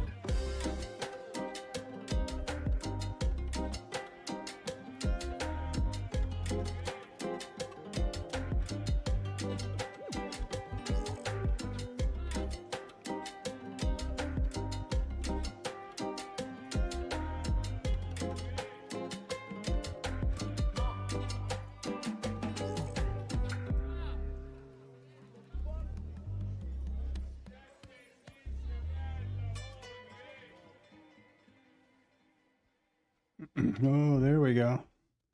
So there will be an initial balance. There's the 1.6. Bang. And the IRT is still busy over here, floundering about. There we go. Oh, there's a big lag going on, I guess. Boy, that's irritating. So the idea here would be that it's not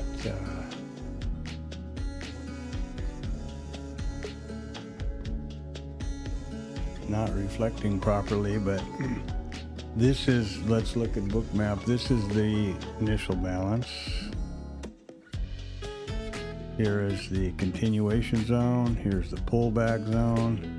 And this is on either side of the trigger zone. So had this tapped into here, this would be the IB stat. That would have been the continuation trigger, continuation or the B rule, and the trigger. Now, you know, none of those happened, so there you go.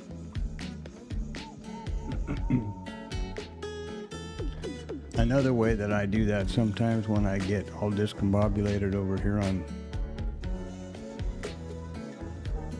IRT. Oh, look at him go. Wow. Oh. Oh, I'd say this a little too wild for this old cowboy. My.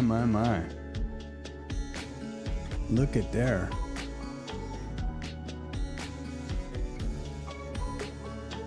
$15 handles. Bang. That's one hell of a hairpin, huh? Ooh. Am I showing everything correctly? Yeah, okay. This is going to require another green tea, I can see that.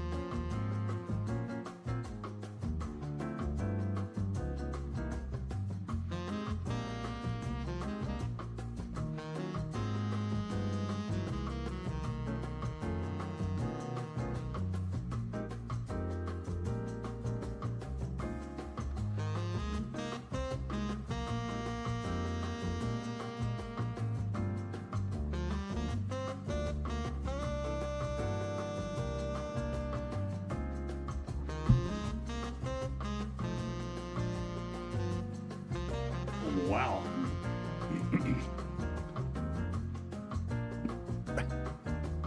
ART is just out there like Pluto. It still can't figure out what the hell to do.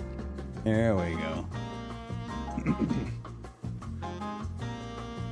Is this thing, did I not send this to the chart? Doesn't look like it. It did. What the hell is going on? I have no clue why it's not pushing out the signals other than it's having a A bad hair day, I guess. Look at that. Well. I guess that certainly was not an IB continuation, was it? Nor was it an IB failure, or mean reversion, as far as my signals go.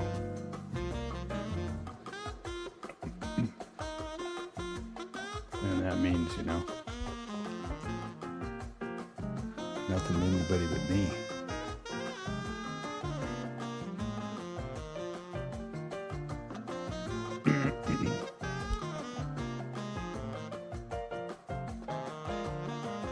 Right back to the sixes, right? Look at there.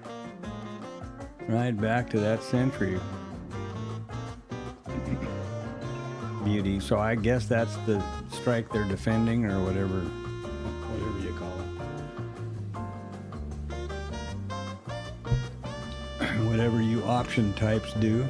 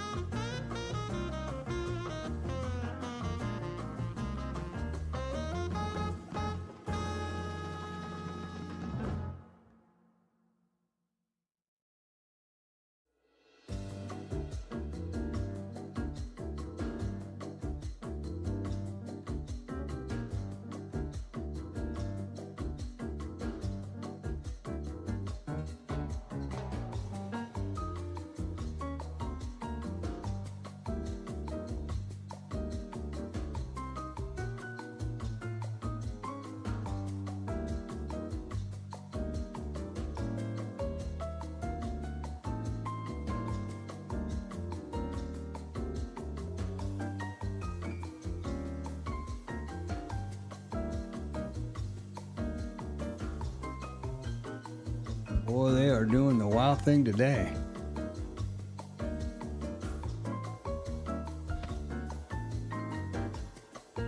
$37,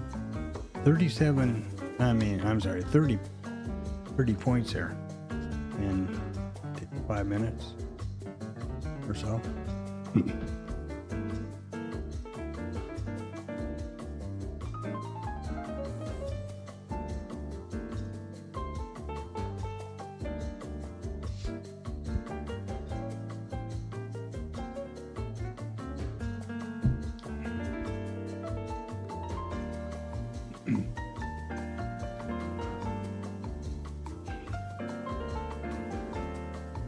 Well, context is still down for whatever the hell good that does.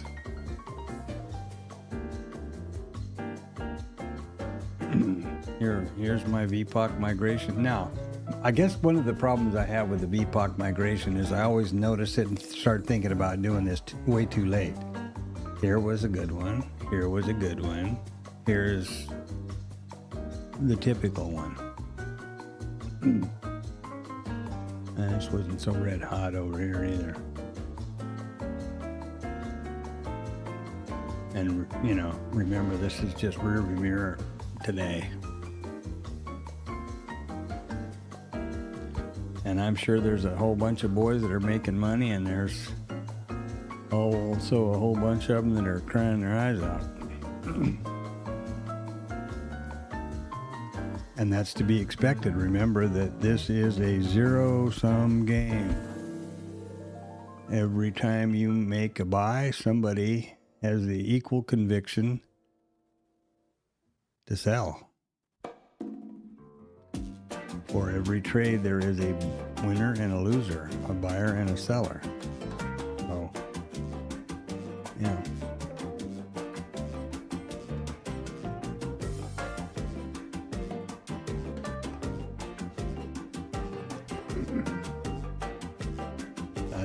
That's the nature of the futures business, unlike equities, for example, or Forex, or God knows about the coin stuff, the crypto crap.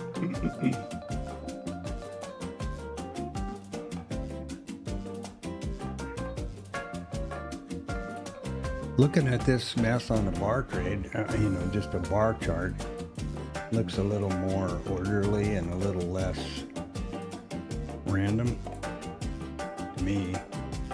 Looks like a V-shaped profile being created over here, which is long liquidation, typically. Now they're going to run back down through here and hit the V again. I don't know.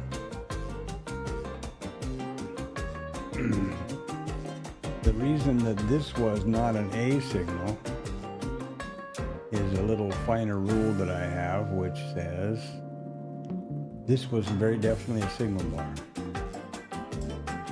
But there's no A signal because the bar previous to the signal bar wasn't in the proper configuration. It needs to have an open higher than a close. My thinking was, I want price to be moving into the level, not, dancing around above it and then just dropping down through it. That was the thinking. With my thinking on that, and $5 you get a Starbucks. What do you want?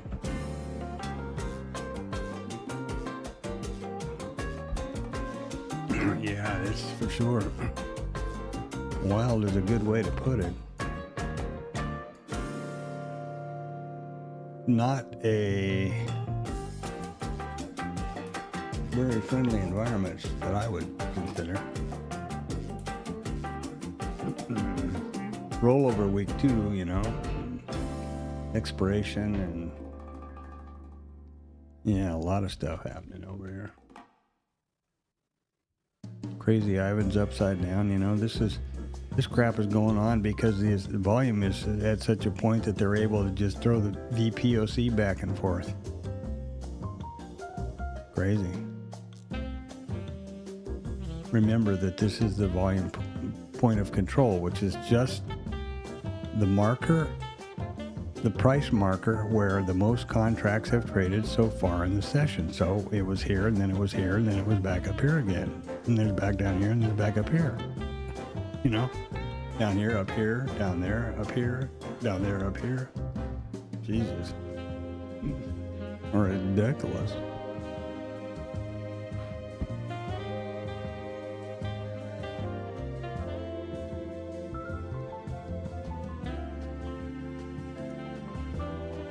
So from the viewpoint of my vetted trade systems, nothing going on. No initial balance trade signals. And the early opening range thing, long gone. So, there you go.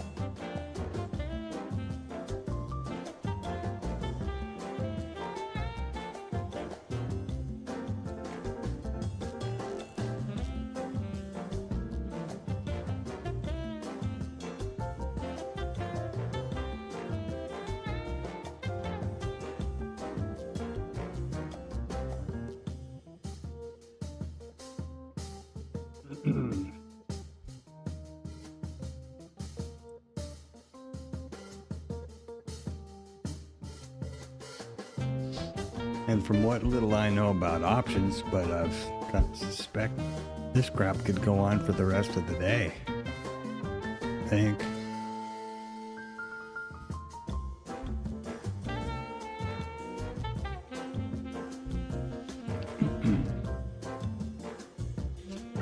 I bet that's some interesting, it would be real interesting to watch. I guess nowadays the market maker activity is all algorithmic and computerized, but it must have been quite the thing in the day when those guys were doing all this all this business themselves.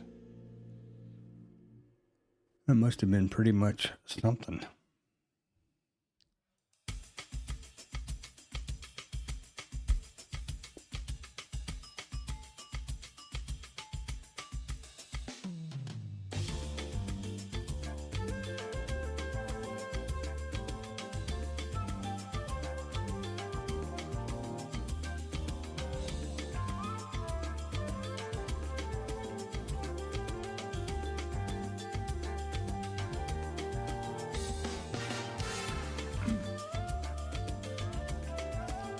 Must have been something.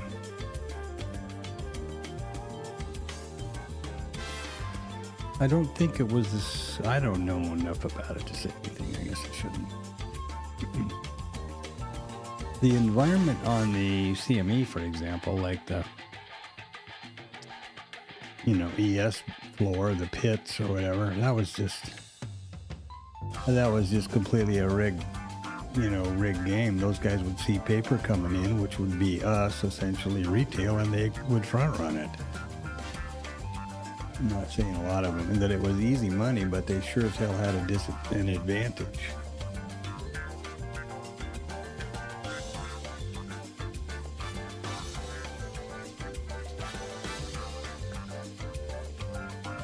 You got Borsellino and those guys making cubic money.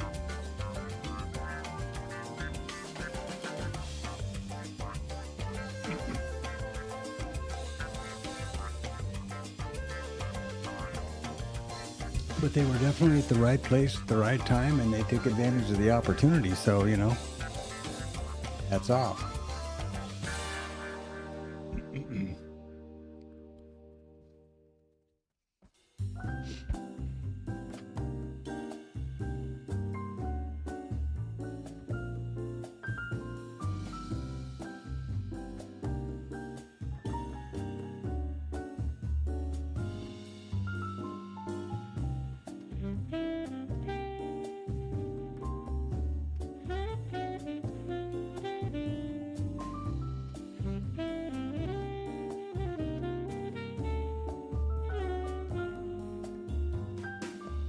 And that is essentially why I have no use for trading equities either, is that specialist concept. Some guy trading against you that has the visibility of the complete book. Not sure that's definitely not a position I like to be in. The only thing worse that I know about firsthand is for the Forex market. And I believe some of that Forex crap is now being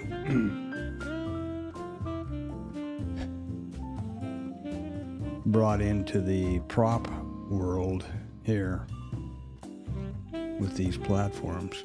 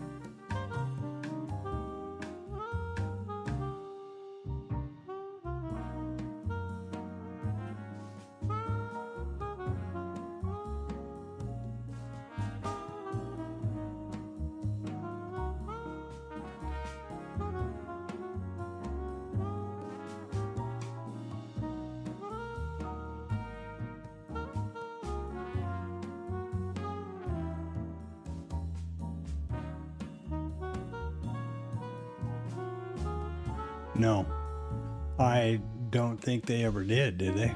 Well, I mean, I've heard of things like some astronomical figure. I don't think it was Goldman Sachs. I think it might have been Citadel, that one of their one of their machines went tits up or tilt or something like that, and they were losing like $100 million a second or some crazy thing like that until somebody got it shut off. But as far as the actual market makers, I don't think they did, because they got paid for the order flow, right? So they were always hedged, and that's the key to that, which is, of course, what everybody got busy and made it illegal for you or I to hedge. Now, you could be hedging your futures trades against options, I guess, if you were looking at swinging them. But, for me to take a long and a short at the same time is a big no-no, brokerage-wise and prop-wise and all that stuff. But I don't really know. I mean, I remember the days when I came over here, back in 99, 2000, and I was watching, in the equities world and seeing all those market makers and level 2 and stuff. But I didn't know enough about what I was doing then except how to lose money. Did they lose money? I mean, I don't know. I don't think so.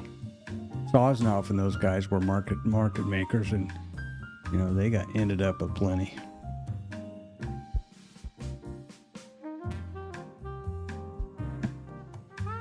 And it would be pretty wonderful to trading for a real prop firm would be great, And I guess that's why the appeal of the prop firms now is that removing that element of risk to a degree.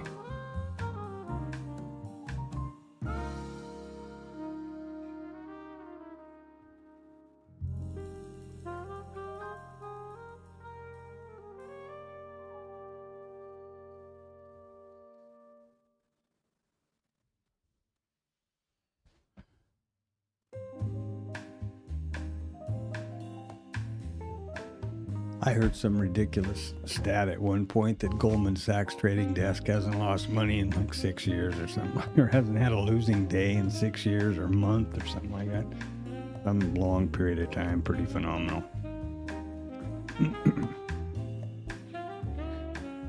And I don't remember where I heard it or have certainly any backup. It could be just one of those urban legends that are out there.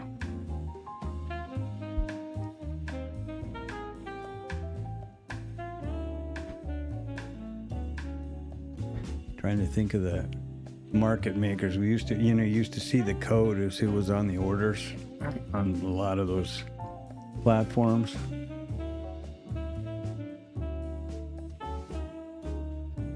I haven't thought about that stuff in a long time.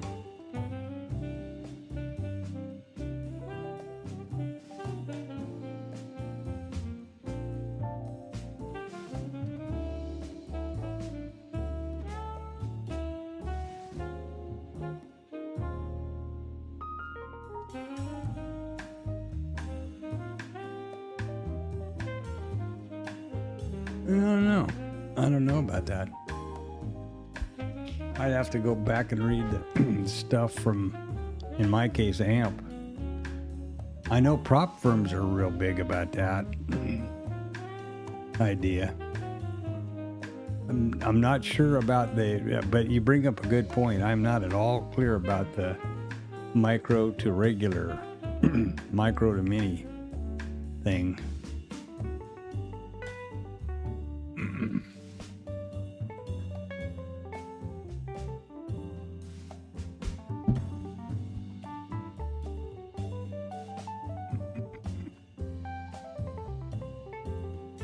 And to be honest with you, I've never really understood.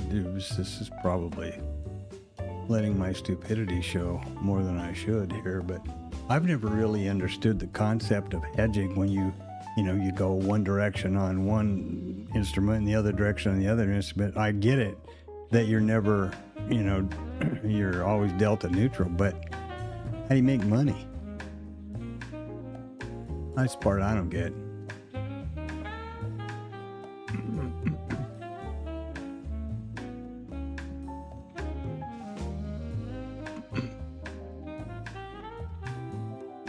And I'm sure it's, like I said, letting my stupidity show there, but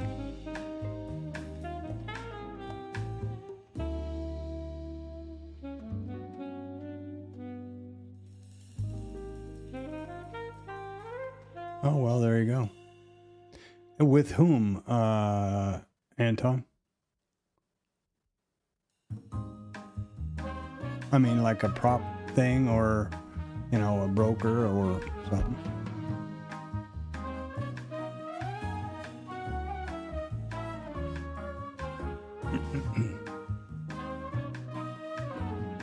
And how the hell do you make money hedge? That's, again, I still don't understand it. So you go short, you know, 1 mini and ES mini, and you go long 10 micros. Well, how the hell do you make money? Or whatever. Better have some more tea for this. I need some caffeine to understand.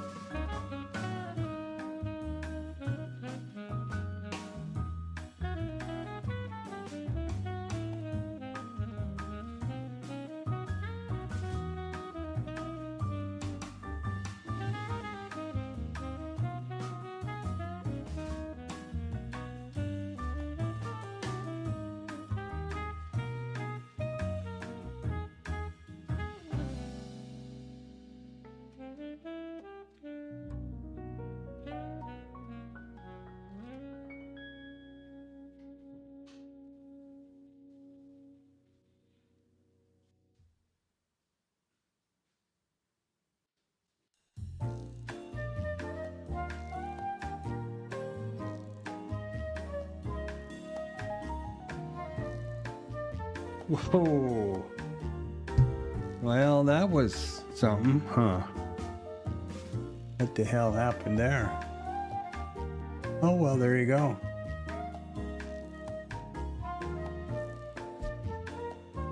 Well, there you go. See? I wouldn't have guessed that. What was this all about here? Where am I? Here we go.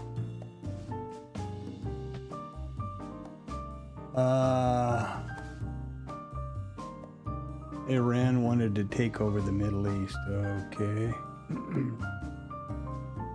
So Trump's talking, obviously. Somehow, somewhere. I don't know where. Like I said, it wasn't pulled in any place, but he's apparently still at it.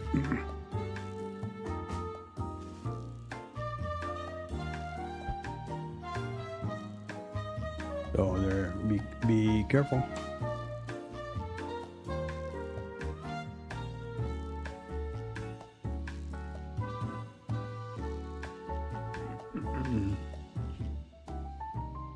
Why there would be a big spike like this, I have no clue. I've given up trying to kind of figure out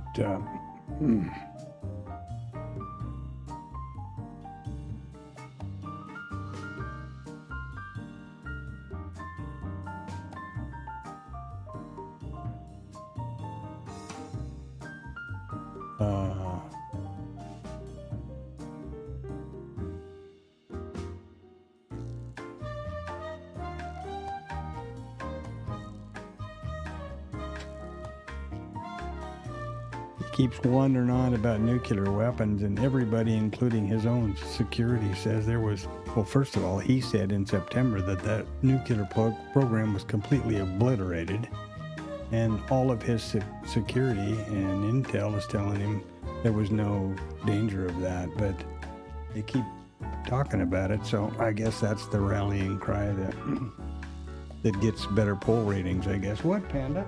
Huh?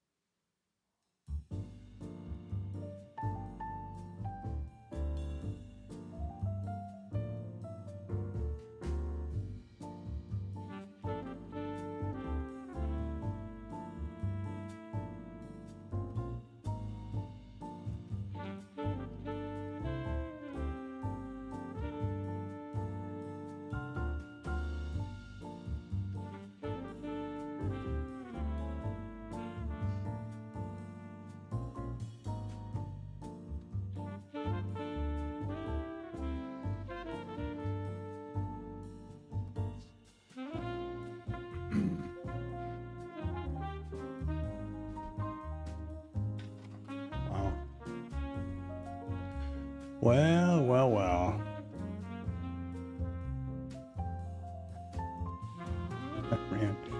Iran wanted to take over the Middle East. From the looks of it, America wants to take over the world.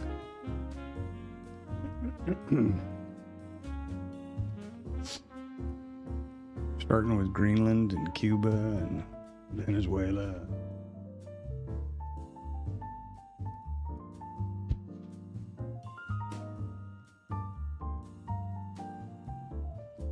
Yeah, they sure did. The static guys call that a mid flip, I think, if I'm not mistaken.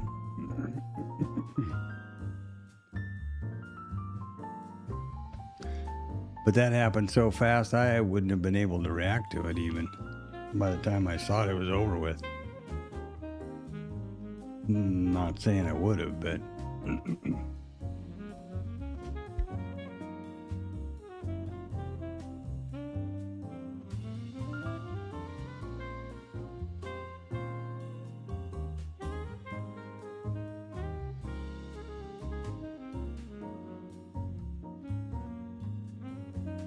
Yeah, engineered liquidity, right?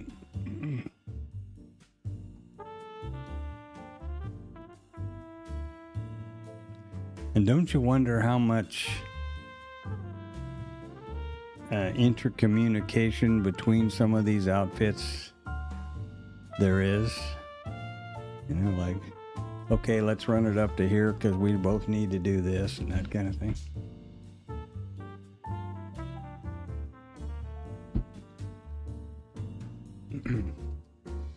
I don't want to start sounding like Alex Jones here, but you know.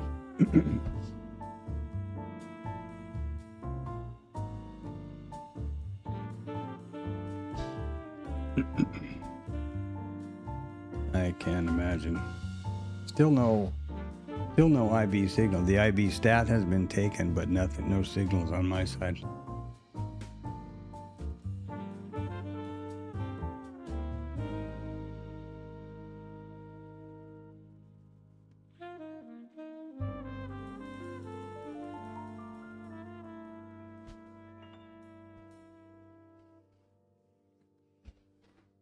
Yeah, and they cleaned out all the people that was thinking the short was a great idea. All the stops there across there. So that was all the liquidity they were looking for, I guess. As I understand, that works.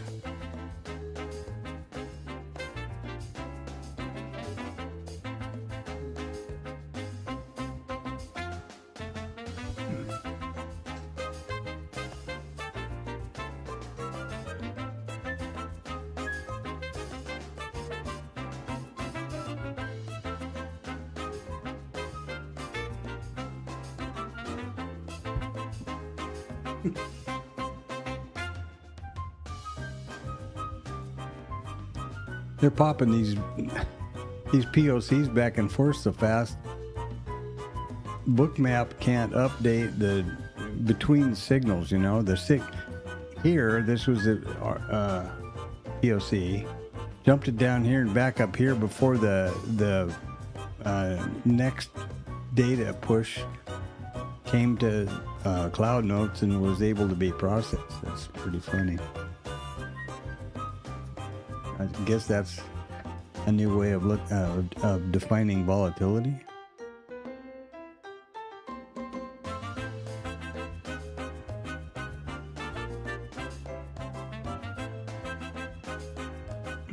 Well, hold on, they could zoom it up there again at any point.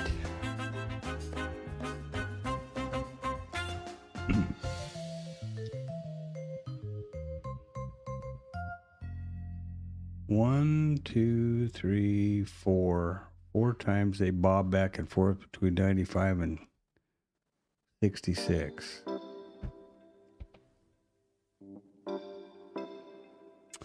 Between 95 and the figure.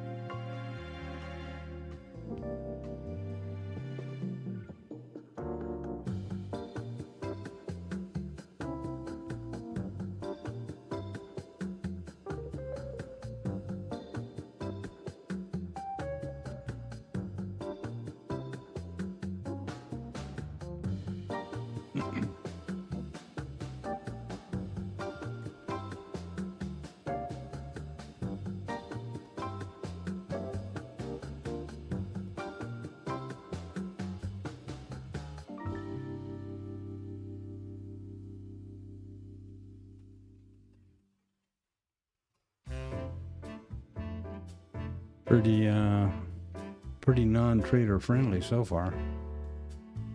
To me, anyway. I guess anybody that got short up here is tickled to death.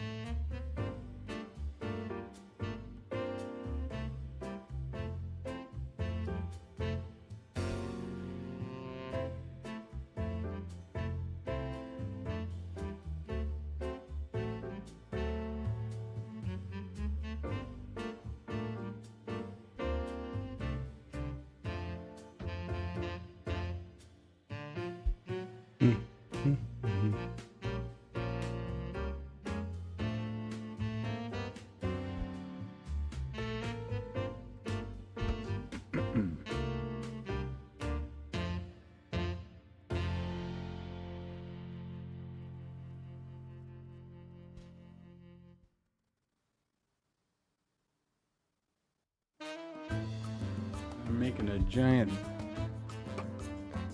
batch of retail soup now, boy.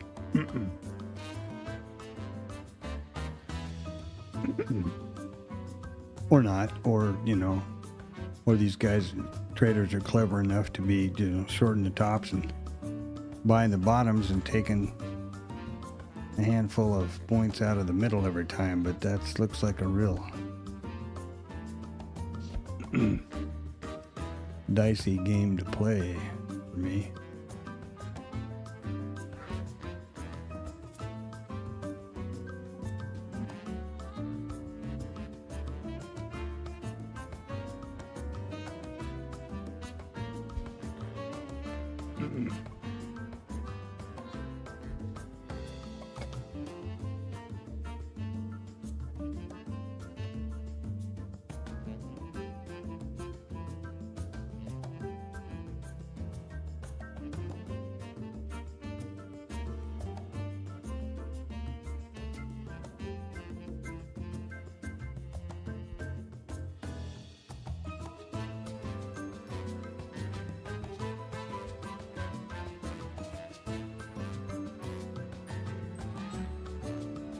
I hope somebody did. I'm not seeing any of the... Now, I guess if you knew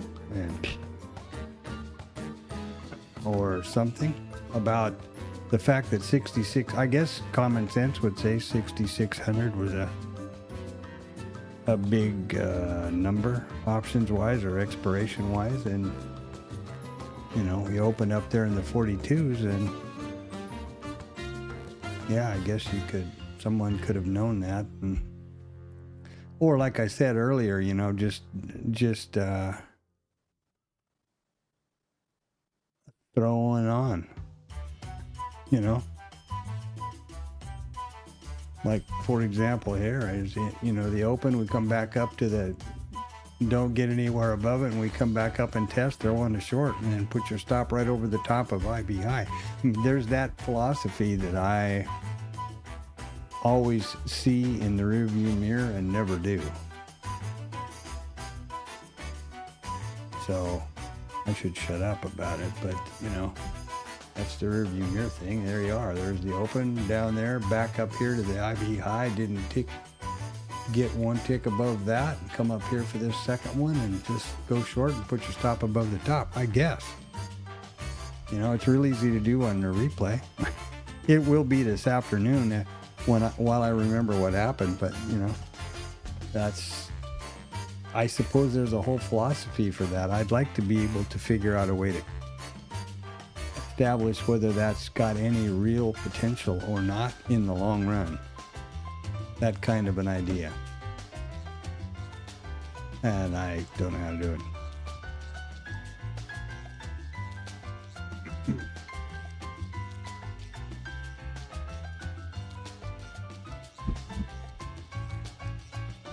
Yeah, that's what I try to do in every stream. I mean, frequently is, yeah. Okay, what's going to happen now? Do you know that it's not just going to go ripping out the roof? Of course not. This is the hard right edge. So, okay, I've got big balls. I'm going to just throw, we tagged it, touched it here. We didn't get through it. We came back down. We came up here, and I'm just going to throw in a short and hope for the best above the highs. Well, that would have worked out like $6 million today.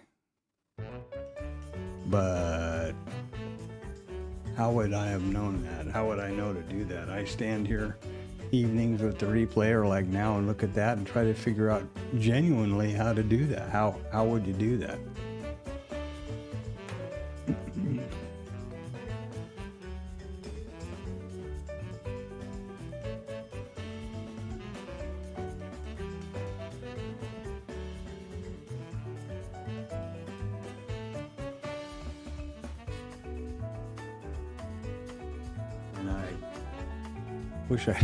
I wish I had an answer, because I would be more than happy to share it with everybody, but can be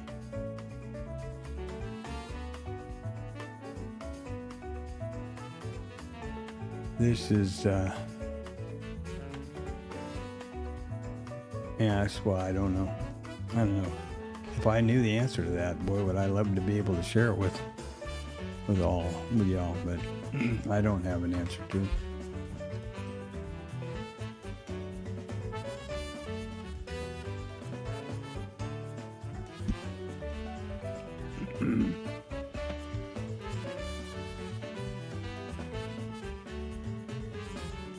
We did mention yesterday that listening to the stream, I think I might do that. I haven't listened to a stream in a long time.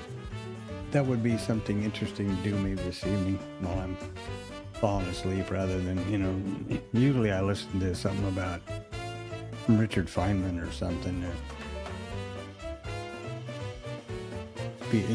Something to do with physics. Fall asleep.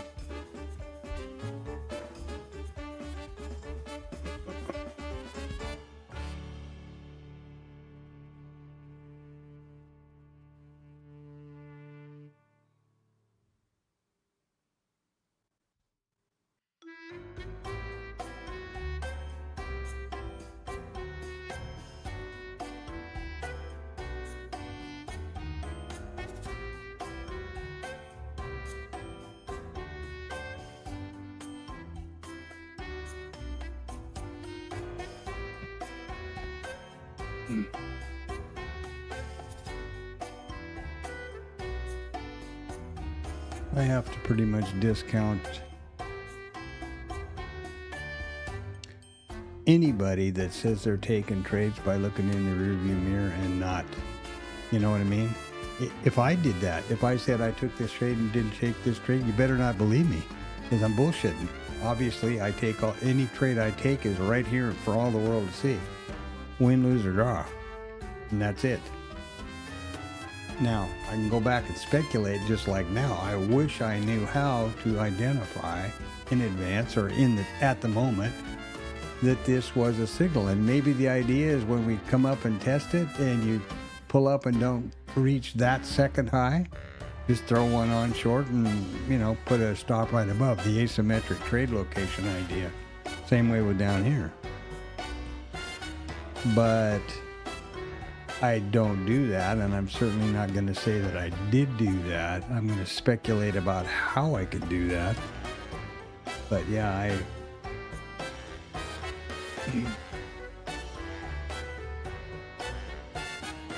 And the thing that I always think about that is, okay, so you've recorded that video that you're telling me all about this opening range trade setup and how you and looking back at last week, all the different times that it worked. Why don't you just record your trading that system and then show that as opposed to this video that we're watching, even though it's a video, and do it with entries in it. Like, there's no question about the fact that you trade something with Bookmap, as long as you have that graphing turned on, and make sure that the person is showing the entire application and not just the window, because the the replay status progress bar is just above. You know what I mean? That kind of thing. Yeah, I'm pretty, I guess I'm jaded by it at this point. I just don't believe basically anybody that doesn't do it in front of your face. Because it's having been around this long enough to realize how easy it is to just make it up as you go in the rearview mirror. It's just disappointing. Disappointing. Anybody that does that, I don't care who. That Carmine guy, or some of these people really have a lot of respect for and think he's just a bee's knees too. Same ideas. Like, does he trade live? Well, yeah, behind his paywall. Okay, well, good. Then go pay for the paywall and let me know how it worked out.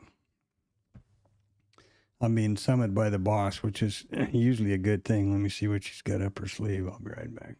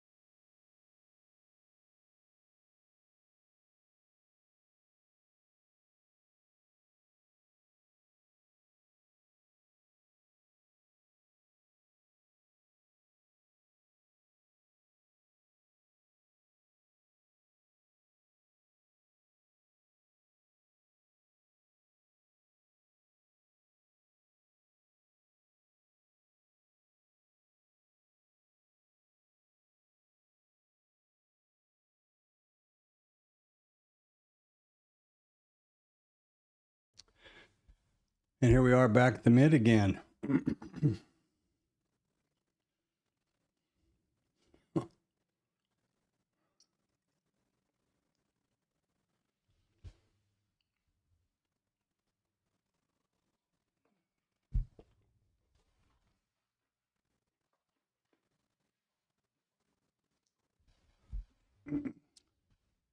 going on with this damn thing?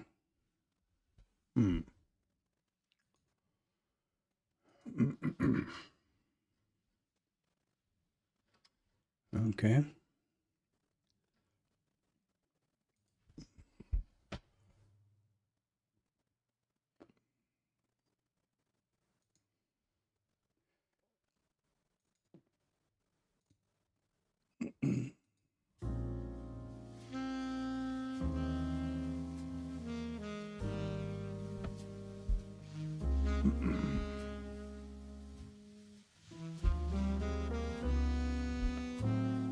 Does this mean something to you? Net dealer premium including intrinsic. 400 billion, I think that is.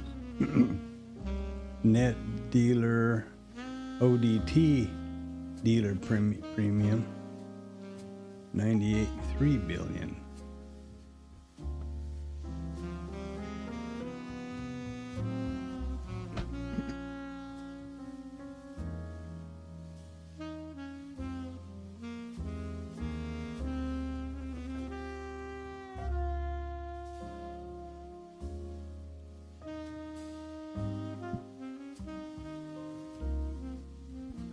Just carrying across this SPX. Wow.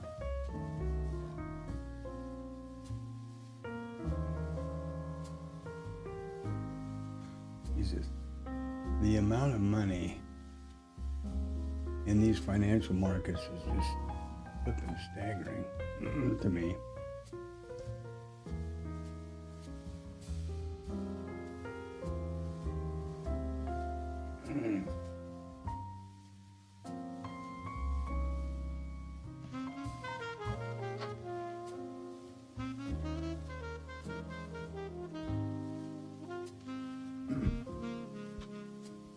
Look at this crap.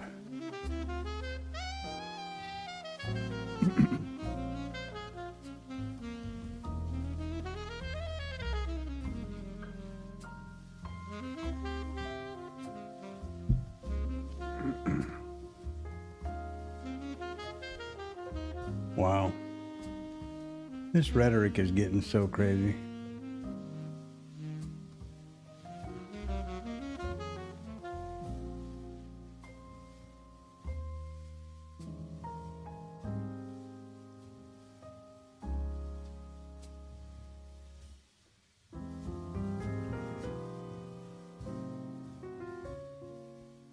Jesus. Pretty staggering stuff. I remember the days when a president of the United States would have said, you know what, Vladimir? We're just going to have those bombers come right over Moscow. What do you think about that? You shoot one more person in Ukraine and, you know, you're next. And actually, we wouldn't have been bombing Iran because we never did up until now. So I just don't get it. I don't get it.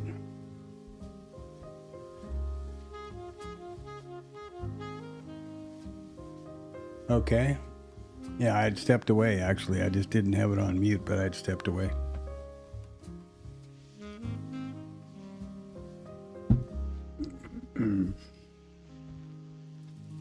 I should announce that, I guess. You're good at that. I don't think about it. Or type it, better yet. Look at this. This crap is just ridiculous. I can't even understand.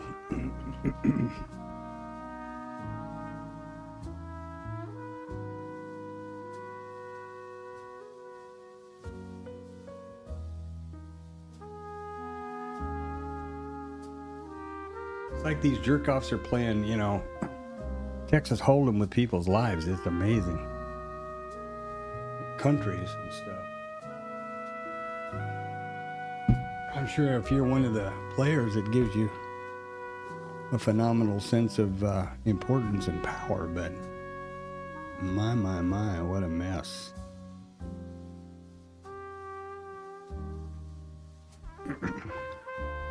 And in Russia, I don't think they had any choice in the matter that Putin was going to be the guy, but that can't be said for over here.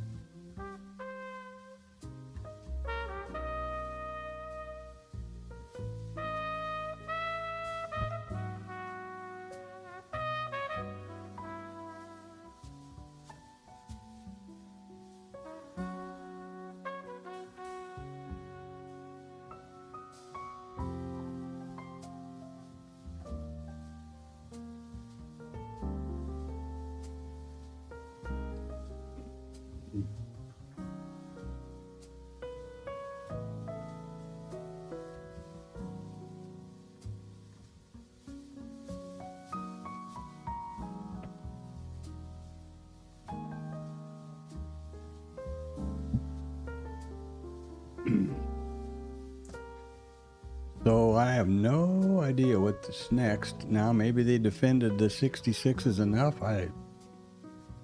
Or they were able to buy enough down here, or whatever it is they do.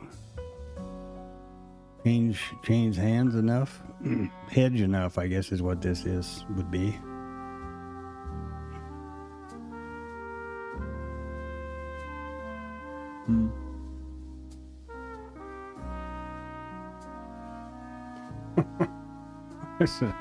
That's a good way of putting it.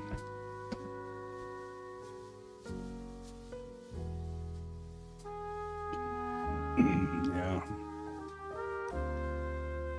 Definitely a legend in his own mind, that's for sure. But always has been. I mean, I remember we were living in Kuala Lumpur, obviously, when I heard about the election the first time. Whenever that was. 20, I guess, or something. And my first reaction, and my wife was reminding me of this the other day, was that, Jesus, what happened to the education in America? Because for my entire adult life, this guy has always been just the laughing stock, kind of the buffoon, going broke in a casino. Who does that? All those kind of jokes. I was just pretty surprised. And then round 2 comes along.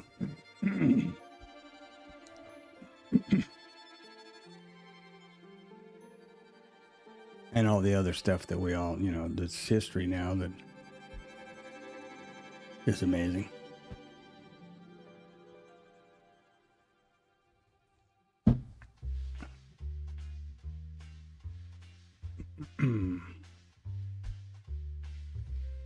Well, I think I'm going to hold out here till the bottom of the hour probably, and then step out to rest my eyes and do the usual shower patrol and that kind of stuff and see what happens through that lunch period. If it keeps up like this, I'm about as not interested in getting hammered as anybody could be.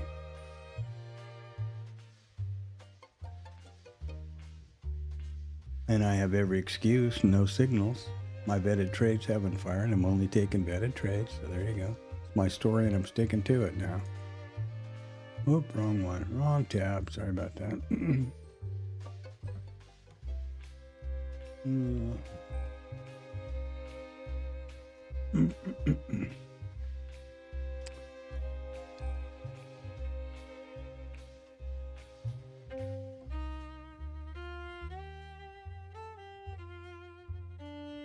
Yeah, and that useless asshole, or whatever his name, that useless whatever, who voted to deny their funding because he wants to ensure the pipeline from Russia to his country, Hungary or whoever he is, There's another one of the candidates for why don't we just send a couple B1s over there and show that guy who's boss? I mean, I'm so sick of that. A bunch of little punks, just playing. They're taking their lead, I think, from Trump. Now it's like a bunch of hoods. It's a bunch of street punks, extortion, and not even thinly veiled blackmail, basically. Or, protection money or whatever you want, protection racket or whatever you want to call it. It's just so weird to me. So weird. Or unbelievable is probably a more adult word to say.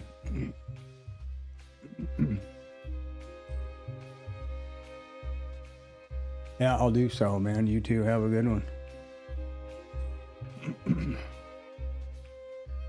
Yeah, the music pooped out earlier than I thought, and I didn't notice that. It's back up now.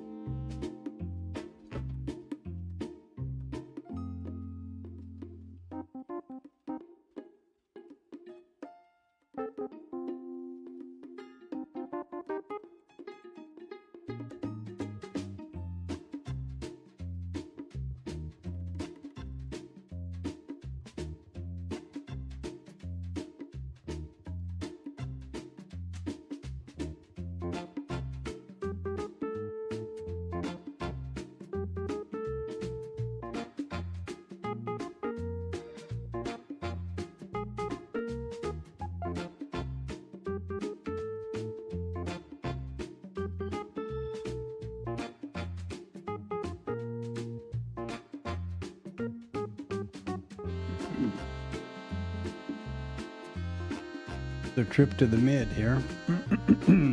Excuse me.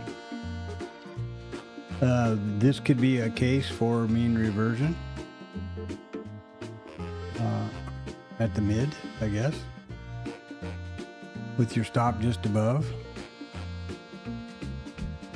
With my stop just above. I'm not going to do that because it's just discretionary gambling for me. I don't have any reason to think that this is a good idea. Okay, and having said that, it's, there's the mean. It's a low volume area. It's the mid. And shorting, you're wrong one tick above. At the moment, this would have been risk neutral. So yeah, maybe that was a good idea. I mean, and again, that's so easy to see in hindsight, even though I'm fairly close to not hindsight here, but and there's one before and another one there, and yeah, we'll see what happens. So at 11:20, this double thing here on the mid, let's see if that turns out to be something. Just for grins, because I'm going to be, chances are pretty slim that I'll be in any trades today, frankly. This is just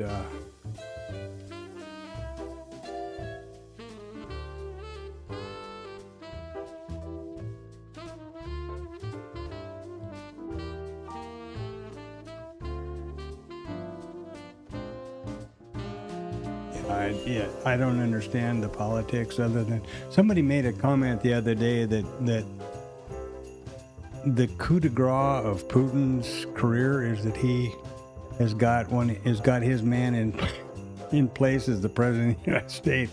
I thought that was a pretty funny one.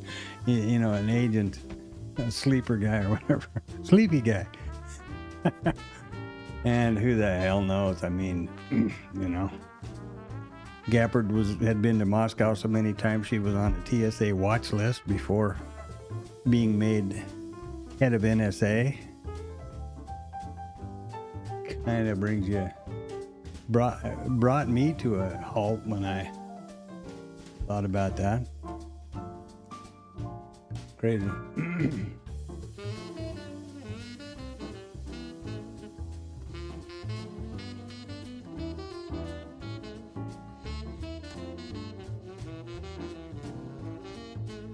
He's got some kind of thing with,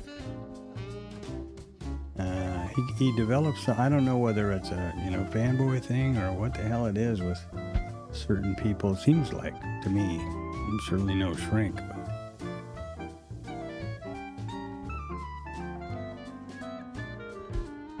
Yeah. I don't know what to say. Anyway, I'm going to step way here at the bottom of the hour and fill my throat from the top.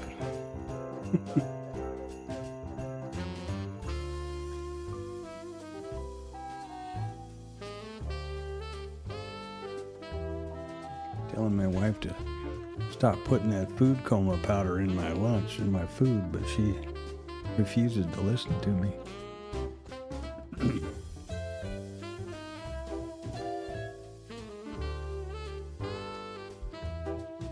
Well, this mid thingy here would have been good for, a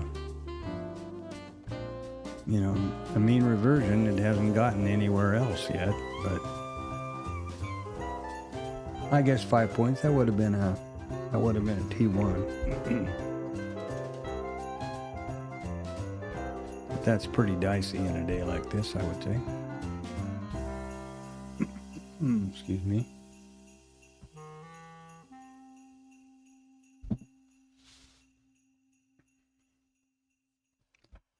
There we go. Well, I hope somebody got it.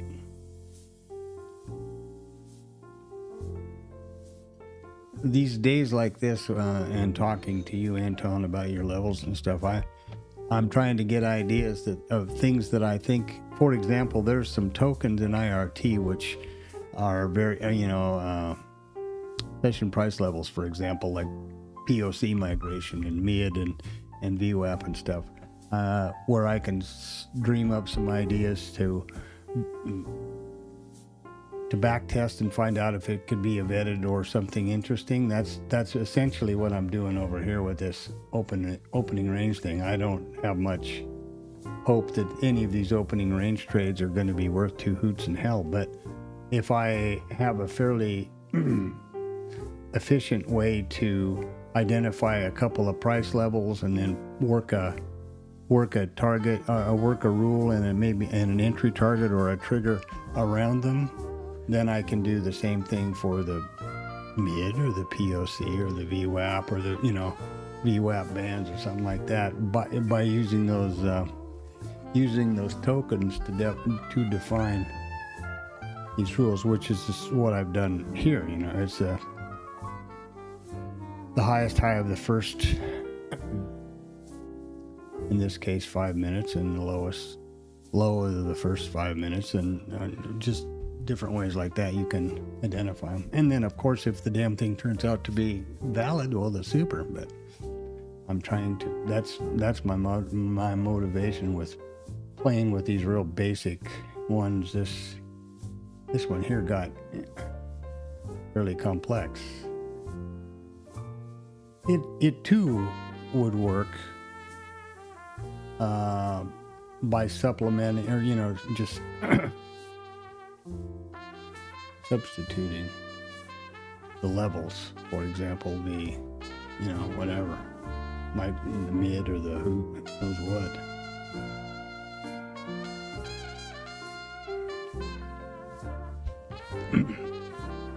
When I started out doing this, there is one for the short IB high and one for the long, and then so I combined them together to have one initial balance strategy that would go both trades off either level. But up here in this coding, there is a separate set for just, and I could pretty easily split out for just say a level, and then whether you had a continuation or a pullback off a level, that kind of thing. That's what I'm hoping to do, but I got to get there quick because I can't afford to just stand around here being, Einstein. Or the scarecrow. That was if I only had a brain.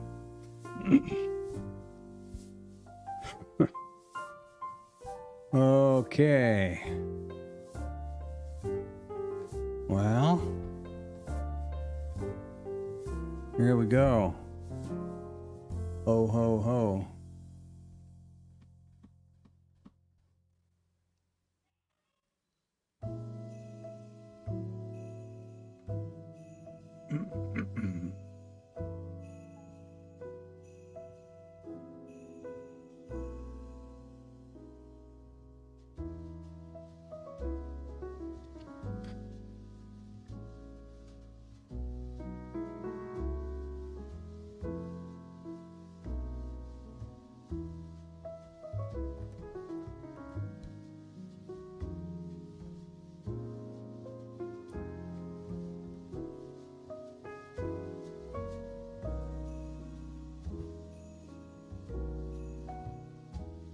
That is not a conducive environment for retail trading, in my opinion, for me. It's a substantial range here, though. I mean, when you look at the numbers, 20 handles or so, back and forth around there. That's pretty tight. Unless you're a, professional wizard. or professional rear view mirror specialist. There we go. There's the mean reversion right there. Boom. Quicker than I say that, and it comes right back down to that zipper, and here we are. Okay, I'm stepping away at this point. Good luck. I'll be back after the feeding frenzy.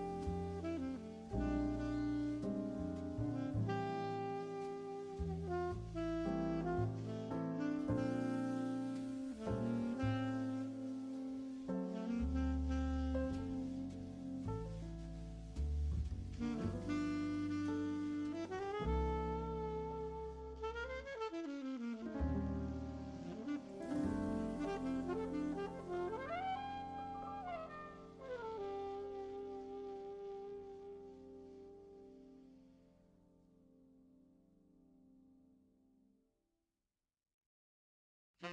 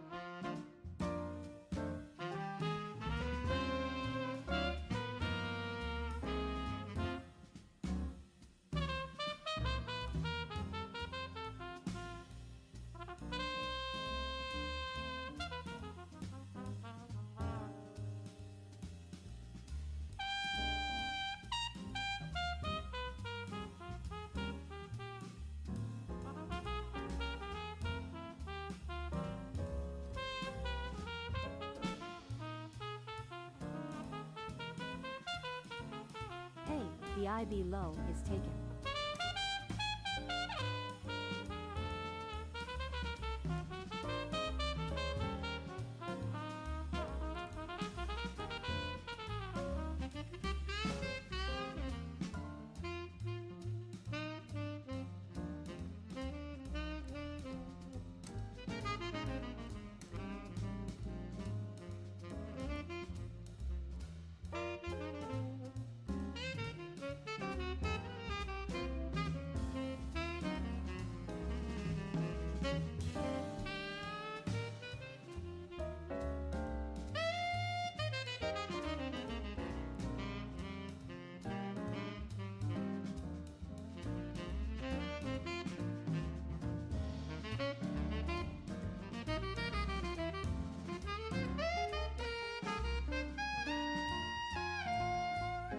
Hey, the IB low is taken.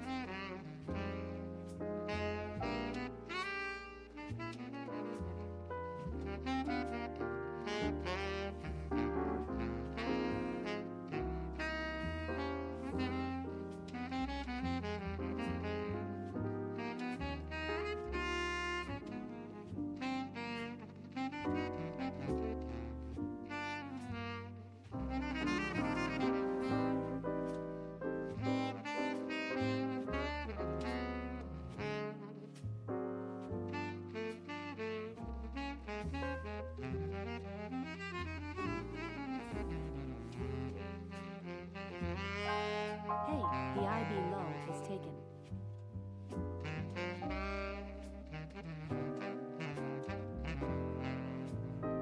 Hey, the IB low is taken.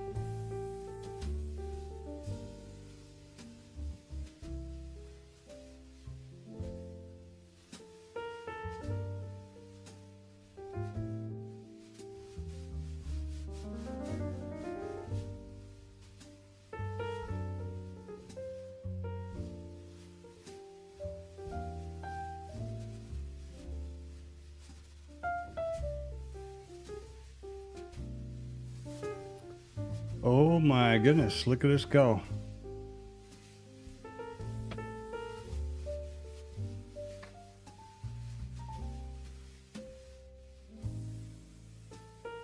Look at it go. Was just listening to a thing about from Patrick Boyle about the derivatives market in Mumbai.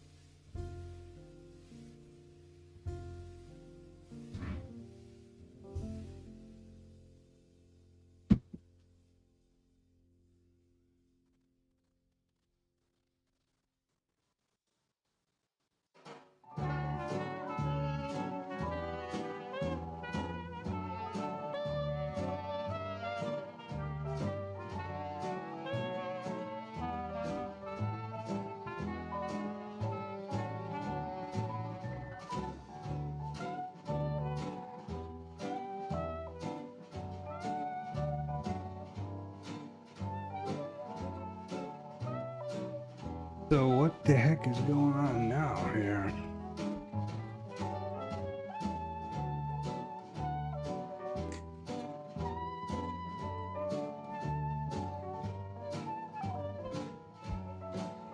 Wow.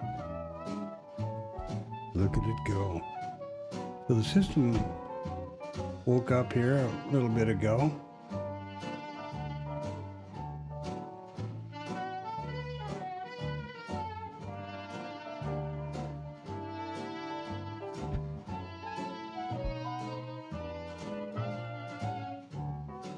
That figures. That figures.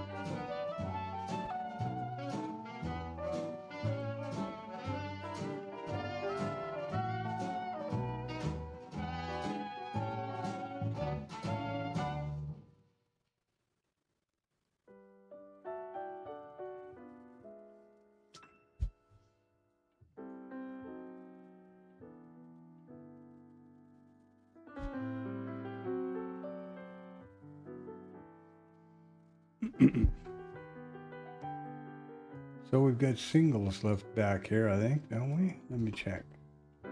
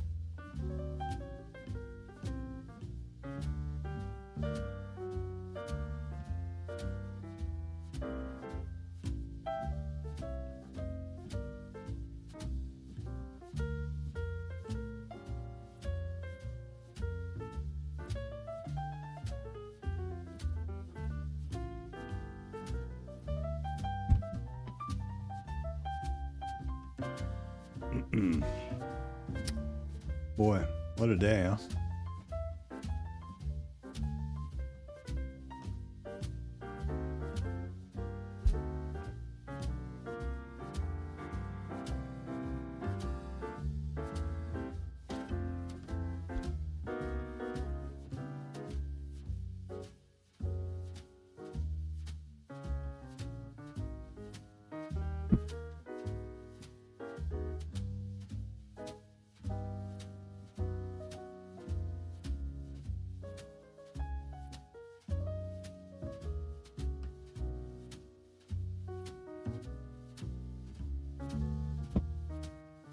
That's a fast shower.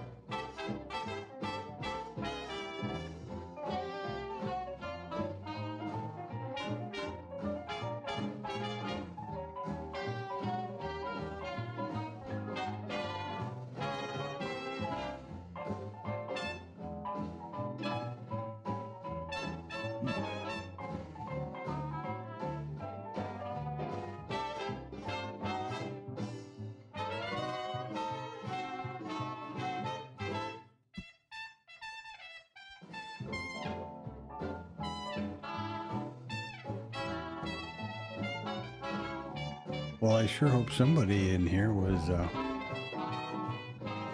sort way up there off the top. I wish it was me, actually.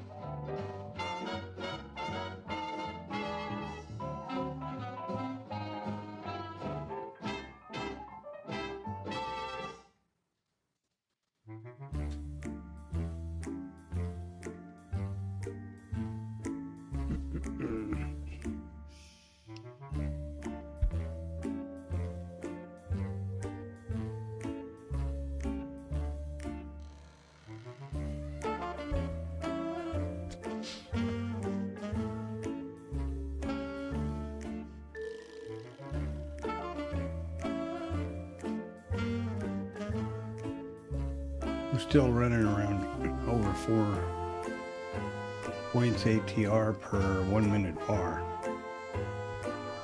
We were down there for a little bit, but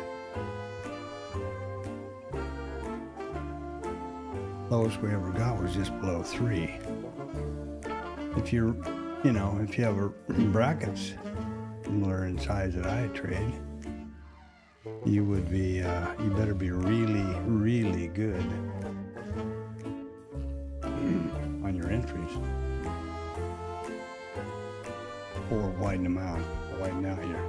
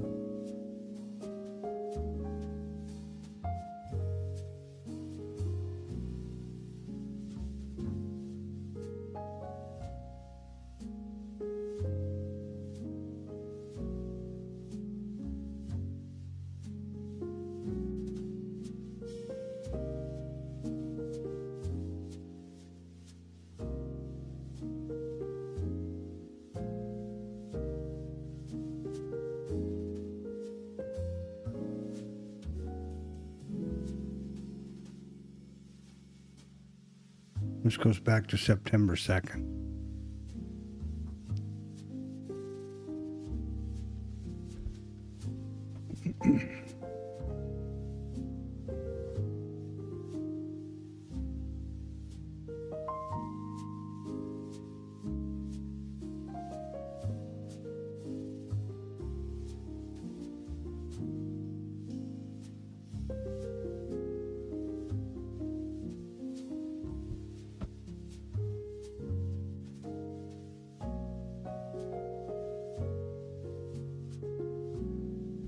And they're not done yet, doesn't look like.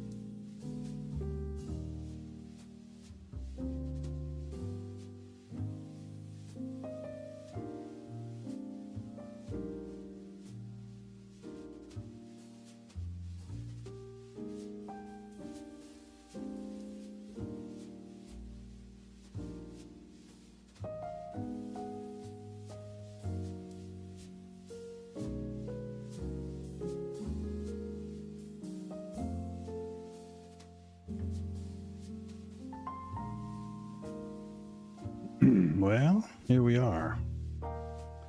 Friday, triple witching, depending on if you're, it's a quad witching if you're not in America. It's triple witching if you are. Because there's one expiration which America doesn't use anymore, as I understand. And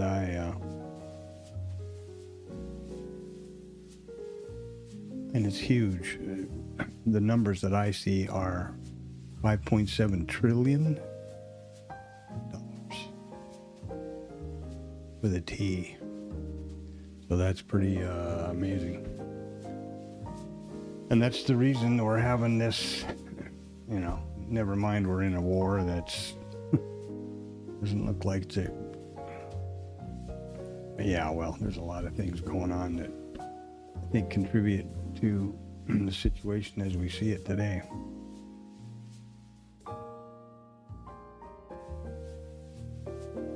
Pretty amazing though, isn't it?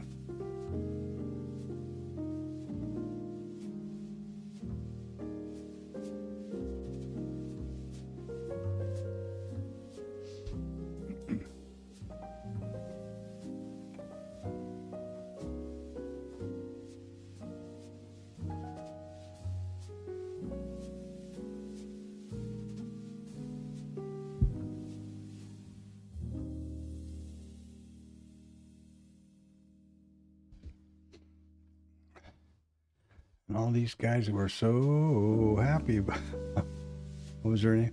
The NASDAQ is trading at 50,000. Well, not anymore. Ms. Bondi. It was so weird. I guess to pick out one instance in this day and age is that's as weird is pretty tough.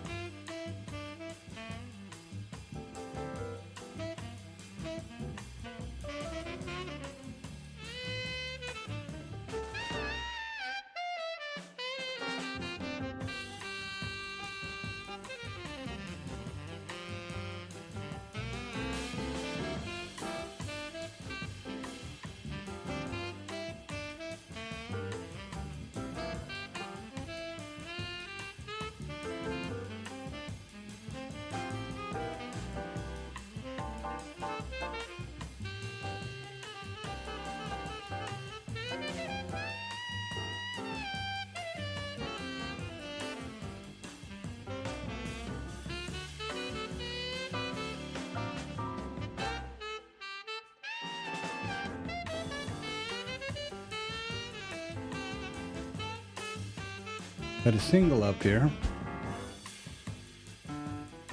That's what this indicates a single. It's the bottom of where the single started. Or the top, I'm sorry, where the single started. Right here.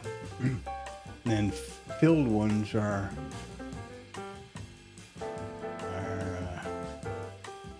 what is wrong with this thing? This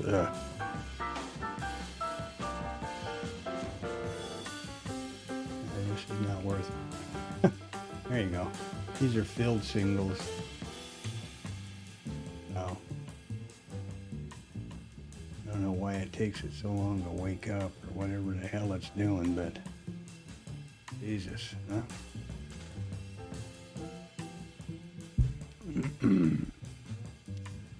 Wow. I don't know,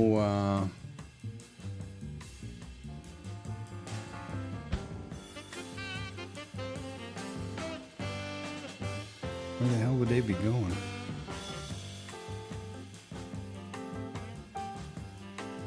$50 maybe?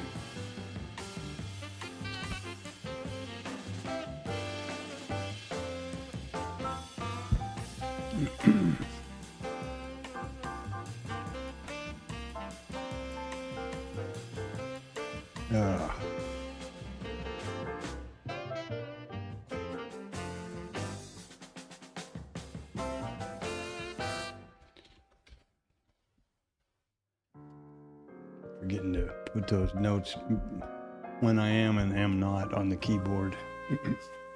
I realize I say something, but that doesn't do you any good if you just come by the stream and you're wondering what happened. Sorry about that. I'm a long way from a professional streamer person here. But I'm picking it up. Little by little. And the point of the stream, just to reiterate for any new people, is first of all, welcome. Appreciate it. This is my virtual trading journal. And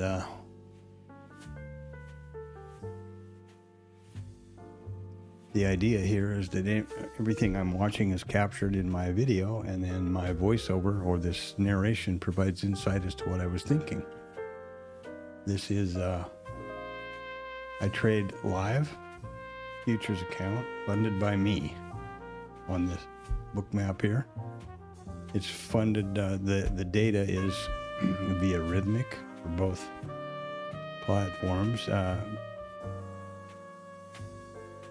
And I differentiate about live on Bookmap because in the on these algorithmic trading systems that I like this right here. Here was two stops, and here was a long trade, which is an IBC, and here this is an IBF and an IBF, IBC and IB failure and an IB failure, and then a IBC. These are contained within the IRT simulated environment because I'm not confident enough of my taking these back tests, which is I'm completely comfortable with the back test coding. But the difference or the additional code to go the next step to trade live algorithmically, I'm not confident with, so I'm obviously not a fool, and I'm not going to risk my money on something that I'm not comfortable and confident about. So what I would do normally, had I been standing here, I would have automatically replicated or taken this trade manually here on Bookmap, right there.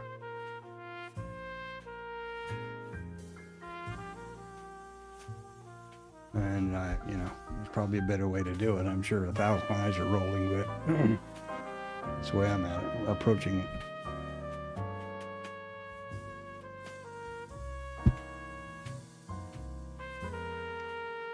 And I don't take trades that are not vetted trades, that I have not done the whole process on. So, I'm not just sitting here discretionarily picking highs and doing this and doing that. And that's just not where I am at the moment. But this is my trading business, not a video game or gambling. So.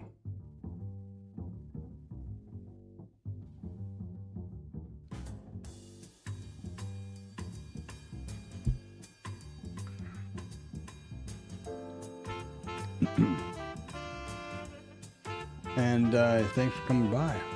Drop a like, a thumbs up, a subscribe would be super.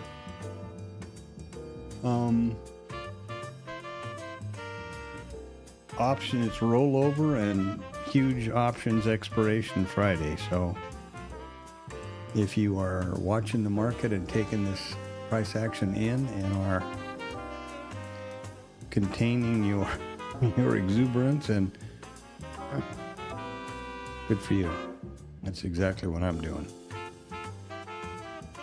And I'm not, internet typical rearview mirror guy that knew perfectly well that this was a second, that shorted this test up here and I'm holding short. Of course I didn't do that. And if you did, that would be, fantastic. Good for you. If I a part and parcel of this virtual journal here is that any trades I take are absolutely graphed in detail on Bookmap, and I anticipate the trade and narrated through the anticipation, the entry, and the trade management of every trade. And if you're not familiar,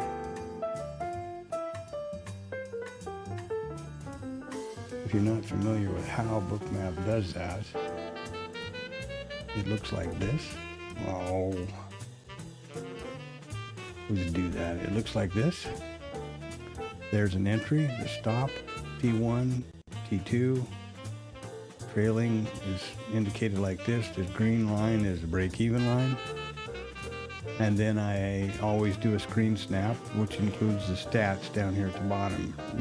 Entry and exit times to the millisecond with dates, live real trading. And there's the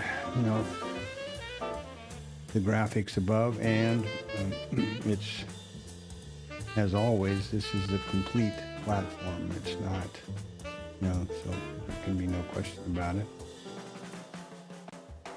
That's how that works.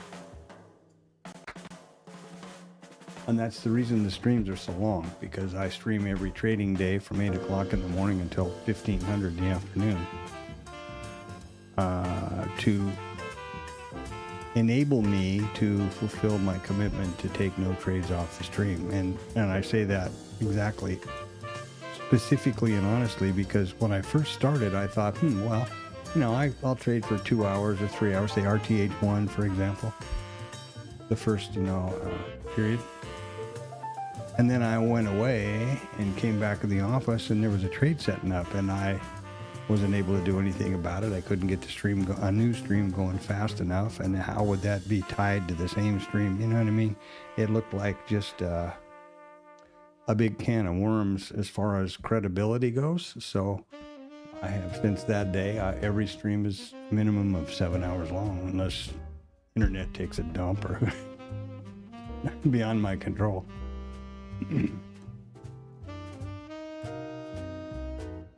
But every trade is then 7 hours long. And I try to keep a real, pretty accurate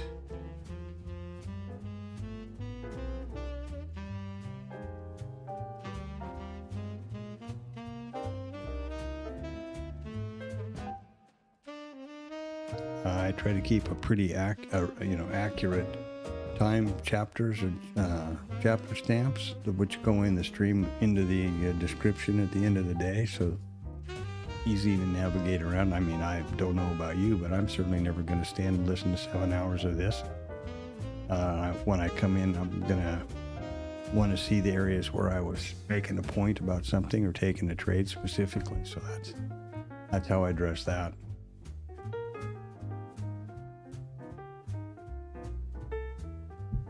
The top of the hour here, we'll go through how I go about approaching trading as a business and only taking vetted trades, and specifically how I vet trade.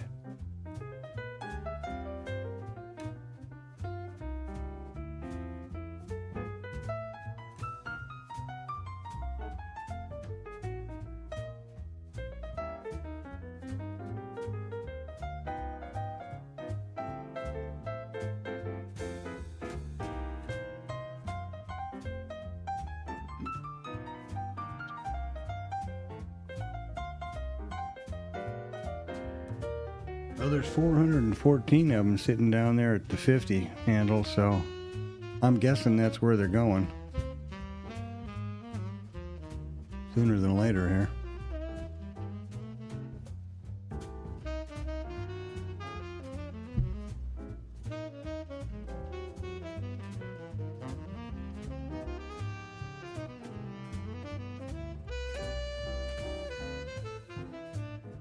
You see what I'm talking about. This is the dome or the price ladder. These are resting orders or liquidity, and now it's 386, 307 was 400 and whatever I said I was a minute ago when I looked.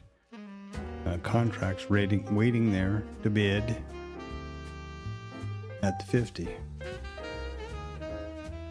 The way price goes, it's important to understand that futures is a zero-sum game or business, right? So by definition, there can never be more buyers than sellers or more sellers than buyers, because we trade contracts, and a contract requires one buyer and one seller. So there's never an imbalance there. And two things that are important to remember about that. Well, first of all, the way price goes down is aggression. See the bigger numbers up here? Well, these aggressive sellers cross the inside market and hit the bid, take it down. This is resting. These are limit orders. These are limit orders. If nobody crossed the inside market, the market would just stop there. Nothing would happen. The way the market goes up is aggressive buyers cross the inside market and lift the ask. But there's never more of one than the other. Sure, there can be a way more, bids than there are offers, or vice versa, because these are just arbitrary, limit orders. How often have you put in a limit order and then just changed your mind and taken it out if you're trading live? You know what I mean? That's why I find that whole spoofing thing so ridiculous. It's like, how would you ever enforce that? Unless you could see somebody's code that was specifically doing that for a reason or whatever.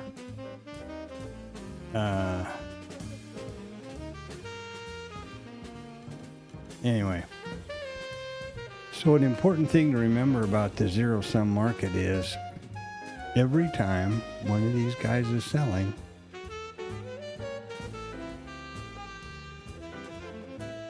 somebody's on the other side of every one of those trades buying.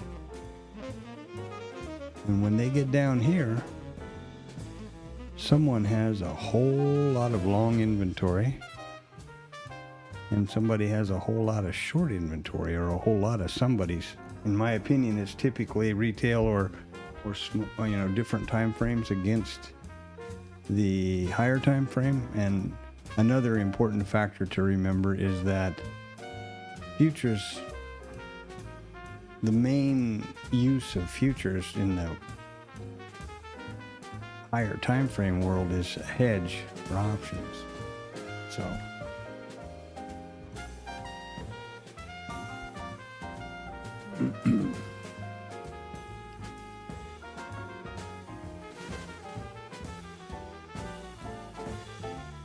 And the inner dynamics of that and the thinking and the working of that, I'm not familiar. I've never been in that world. I wish I could speak to it intelligently, but I don't want to say something and be misleading. Or, conspiracy theorist or whatever else. These bands, if you're curious, are just 2 standard deviation and 1 standard deviation either side of the VWAP. Something that Anton watches and suggested that I take a look at, pointed out, and I'm interested to watch. So it's now 1400. We've been talking about zero-sum game. I'm going to describe briefly how I approach trading as a business, not as a video game or gambling.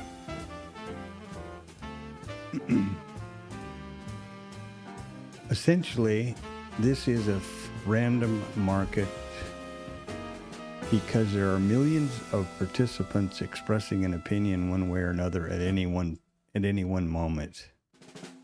So to predict it, unless you're a big enough player that somebody's got huge, orders at a place that is going to take the market down there, I don't think anybody can accurately predict where it's going to go, I don't believe.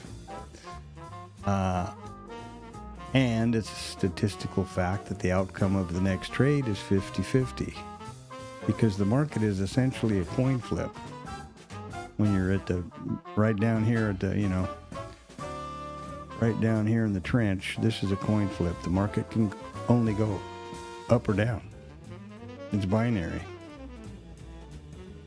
So there must be a different way to approach it, I think. And what I landed on was nothing original, unfortunately, but it's the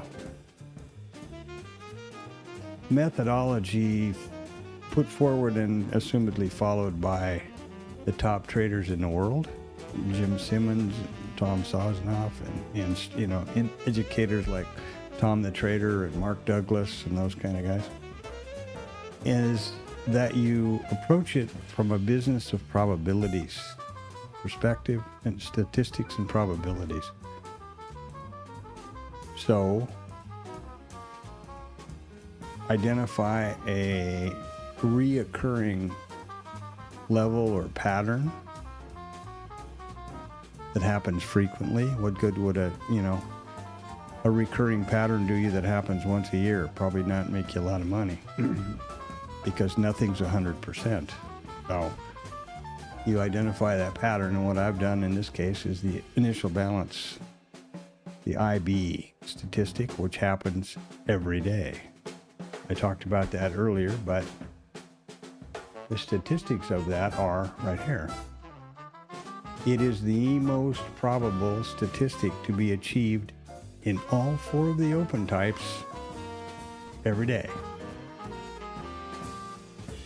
Now, the way the system works in this case is it looks back at 701 trading days, and out of those days, higher out of range, higher in range, lower in range today, lower out of range, it is the most probable statistic. Meaning, what does that mean? It means that today, for example, there was an 1.6% probability that neither the IB high or IB low would be touched, revisited.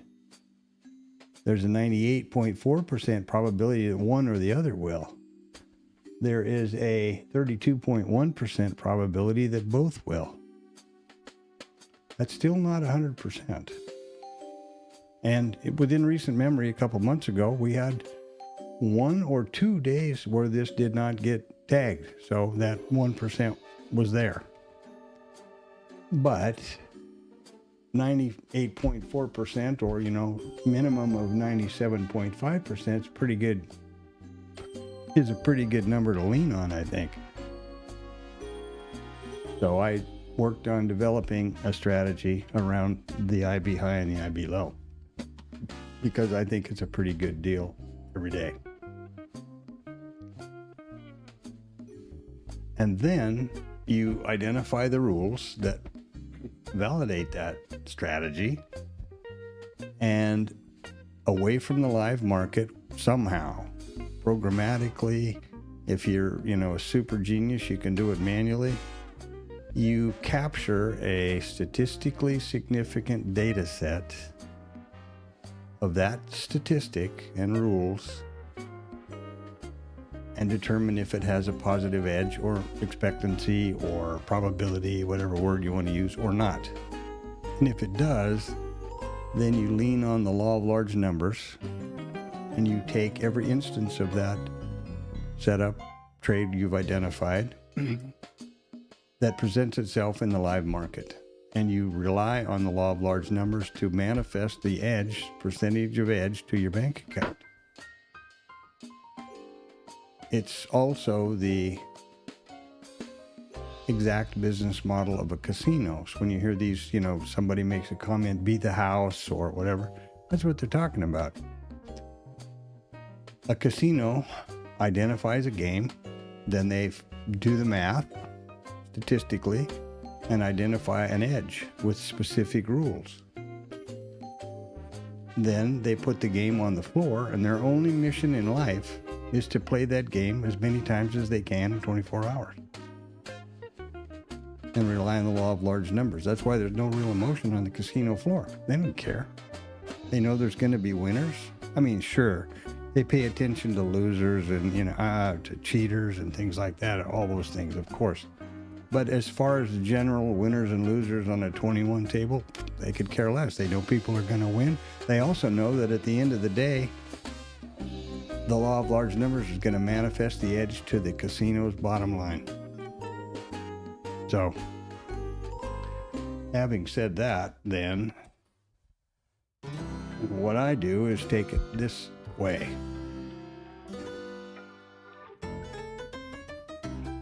The initial balance, high and low, and the rules that I worked out. And here are the individual trading rules for each one of those. There's essentially two trades, a continuation and a failure for the IB high and for the IB low. So there's four possibilities of trade.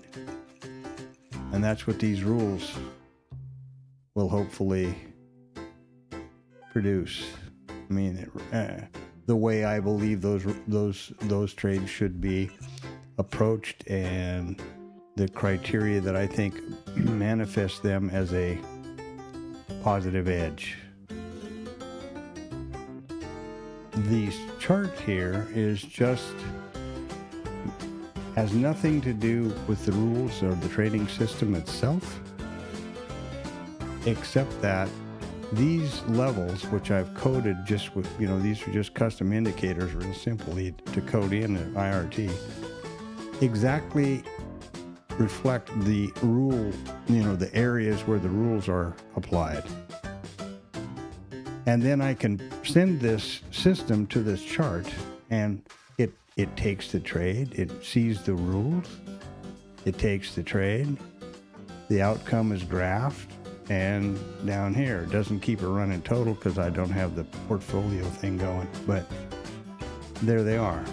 This system is being sent to this chart, not going anyplace, it's staying inside of the IRT simulated world, as I explained earlier, and why I explained earlier.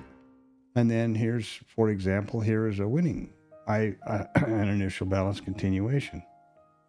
There's the A, the B, the trigger, T1, T2. That's how it works. Now, in order to backtest something and find out if you have a statistical edge or not, you need to be sure that that sample set that you pull of occurrences is outside the perceived number of random distribution. And that best described as, if everybody knows a coin flip is 50-50, right? So if you flip a coin 10 times, nobody's surprised that you get more heads than tails. That's a random distribution. It's still a fair coin.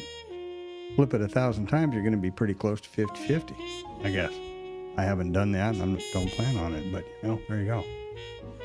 So, in order to have a statistically significant data set to determine if you have a positive edge or expectancy or not, you've got to have a lot of trades. And I quickly found out, the reason I made this chart was I quickly found out that there was no way I could just scroll back and accurately identify every rule in sequence and in detail. Hold on, I'm going to sneeze.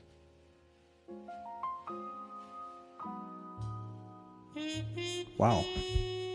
You guys be thankful I have a mute button or you'd all be deaf. That I could do that accurately. And if your data set samples isn't exactly precise, every rule must be exactly as written or intended. In other words, let's pretend here that I'm taking the B value. Okay, let's do a clear one, the B here. If the rule says that the B needs to have a high above the close and the low needs to be within the pullback zone, then that's got to be what it is. If it says it just penetrates through the low is below there and the high is above it, okay. That's what it has to be too. But you cannot fudge. Oh, well, this is close enough. It's a trigger. Is it at the trigger value? Well, it's, a tick away. Impossible. Like, okay, is this a tick? Is this a trigger? No, the trigger zone is from here to here. There's a trigger. Short. You see? So I realized, and I think any rational human being would realize, that there's no way you can do that manually. Brings me back to the computer. Fortunately, IRT has a pretty robust system and backtest engine. So, this system, now let's look at how it's set up, the parameters for it. It's the initial balance, right? So it's not going to trade before 1 hour, and it's going to close everything down, or it won't take any trades 90 minutes before the close. And it's going to work on the high and the low, and there's a 12-tick stop, a 12-tick T1, a 48-tick T2, and no trail to break even or anything. And then I've got a bunch of other stuff that I've done over that have evolved, ATR and all kinds of stuff. So those are the basic parameters. Now I can set up the back test. And so that's the instrument. Contracts. 500 days. I just did this last night. The session and the reports I want to see. Okay. Now, how long do you think it's going to take the system to go back 500 days and evaluate each one of these rules every 1 minute candle to determine all the data that will be produced? And I can tell you from experience, that's about 225,000 candles. Imagine doing that yourself, of course. Impossible. So, let's test it out and see how long it takes.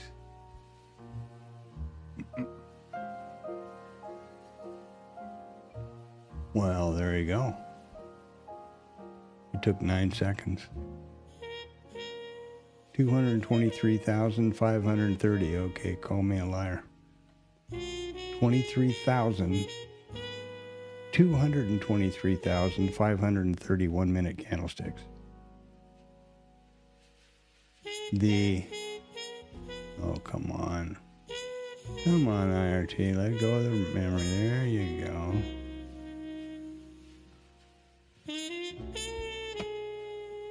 $11,000, 789 trades, long, short, trades per day, 70% bias, max favorable excursion daily, max adverse excursion daily. Pretty interesting stats, eh? And then there's this. If it doesn't, it really has a problem managing memory with a lot of stuff going on like now. So there are 270 winners at 66.78 per winning trade, and there's 212 losers at 29.73, which is pretty close to 30, and that's exactly what the stop should be on those two contracts.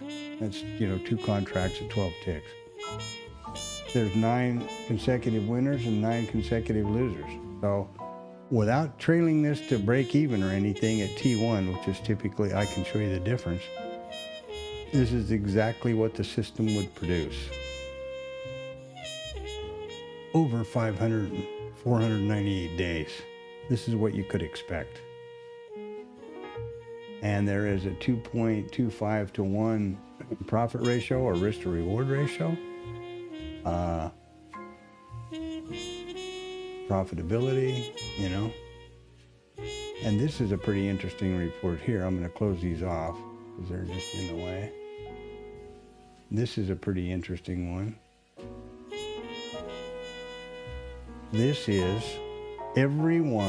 each and every of 772 or whatever the number was, total trades, the exact day, entry time, entry name, my name over here, and the outcome, and the result in dollars. It doesn't do ticks, it does dollars. That's just the way this has been coded, and Chad Payne built all this, and he's now gone from IRT. So we entered a long at 9:58 on March 19th, 2024. At 9:58, at 10:06, T1, we took T1 profit, $15, and we took T2 at 10:38 for 60. So that would be a normal winning trade, $75. And you can do the same for each and every one of those 700 trades. Here's also something that's pretty handy that you can do. First, I got to change this time frame a little bit.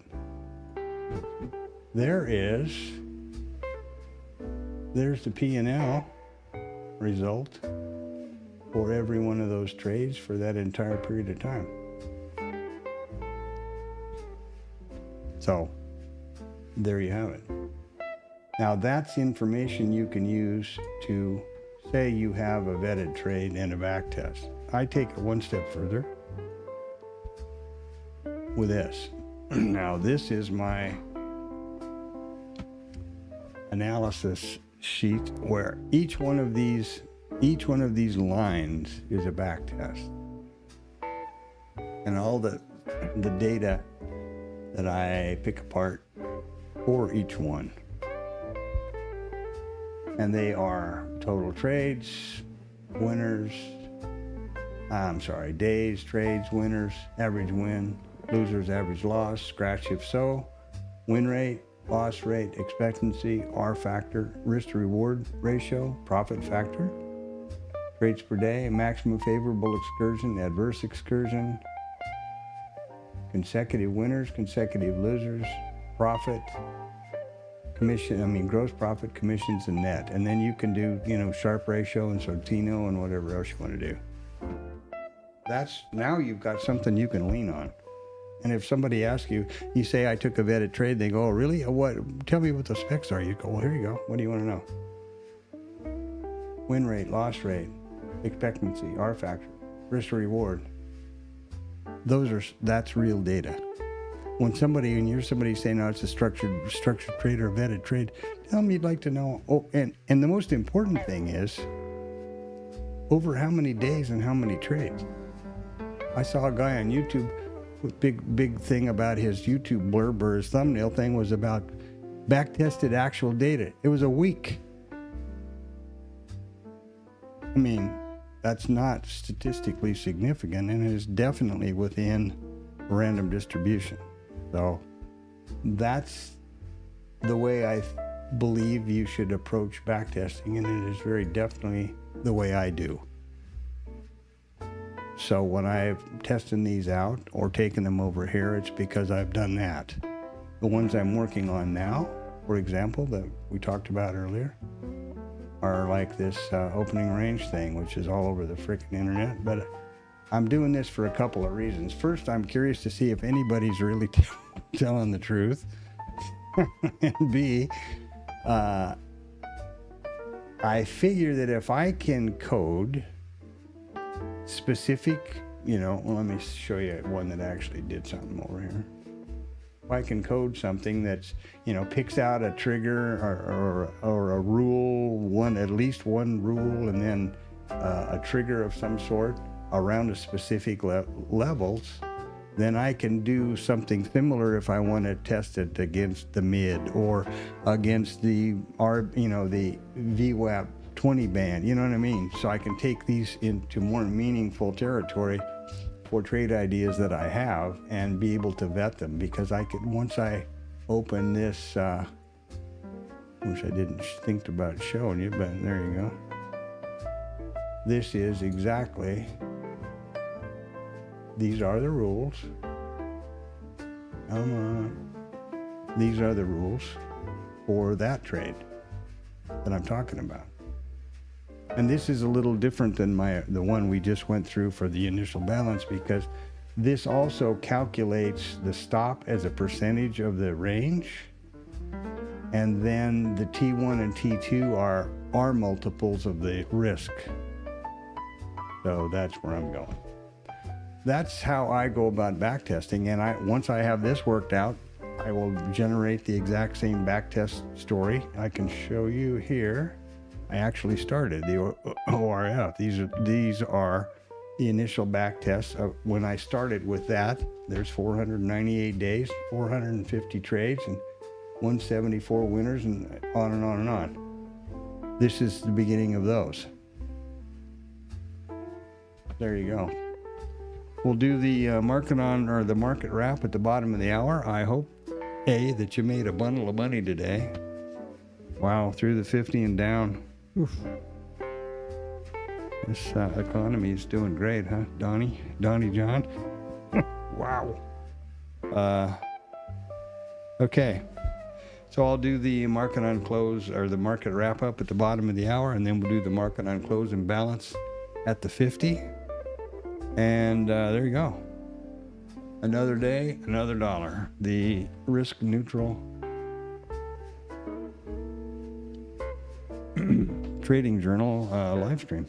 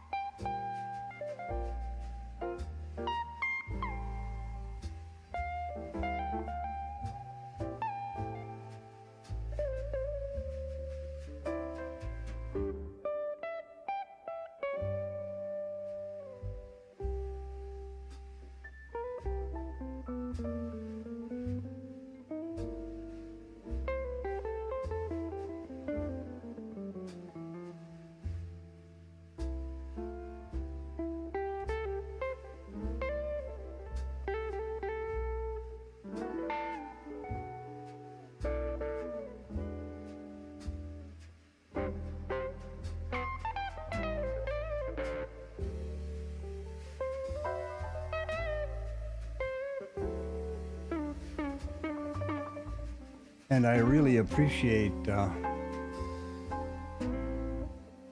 people coming through. Like, subscribe, and is really great when you contribute in the chat, because it's, trading is a solitary business, and it's nice to have feedback about what we're doing, And like I said, I try to say frequently during the stream, this is my virtual journal, and it has got absolutely nothing to do with my way or the highway. This is what I'm doing now in an effort to improve and develop my business to a consistently profitable, self-supporting business is what I do for my support myself and my family. So any suggestions or comments is extremely welcome. Very appreciated.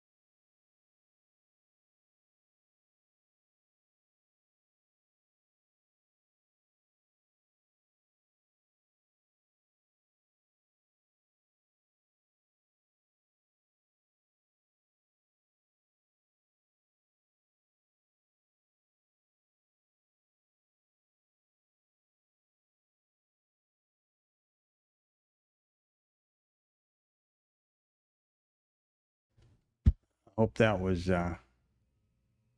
hope I was not muted. That's going to really chap my ass if I was.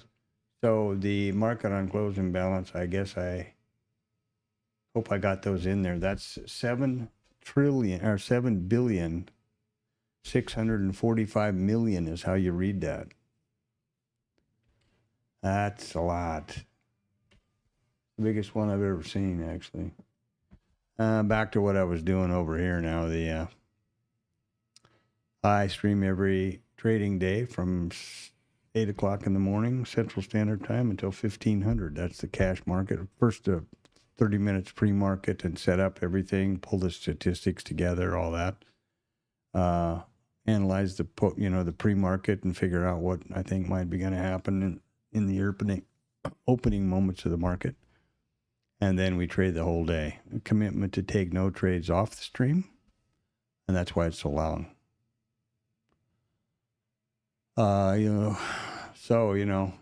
Wow, I'm in shock about that market on close thing. That's pretty incredible. That's pretty incredible.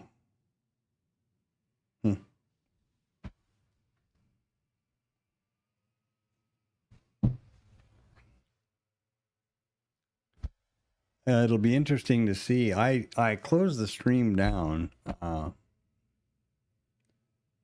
Sorry about that. I just clicked the wrong button there. I typically close the stream down at 1500, but my machines stay up until the market closes, of course. So I'll be watching if they put a squeeze on them or whatever might happen. Now, the expiration is at 1600, so it's not now. There could be more skullduggery afoot.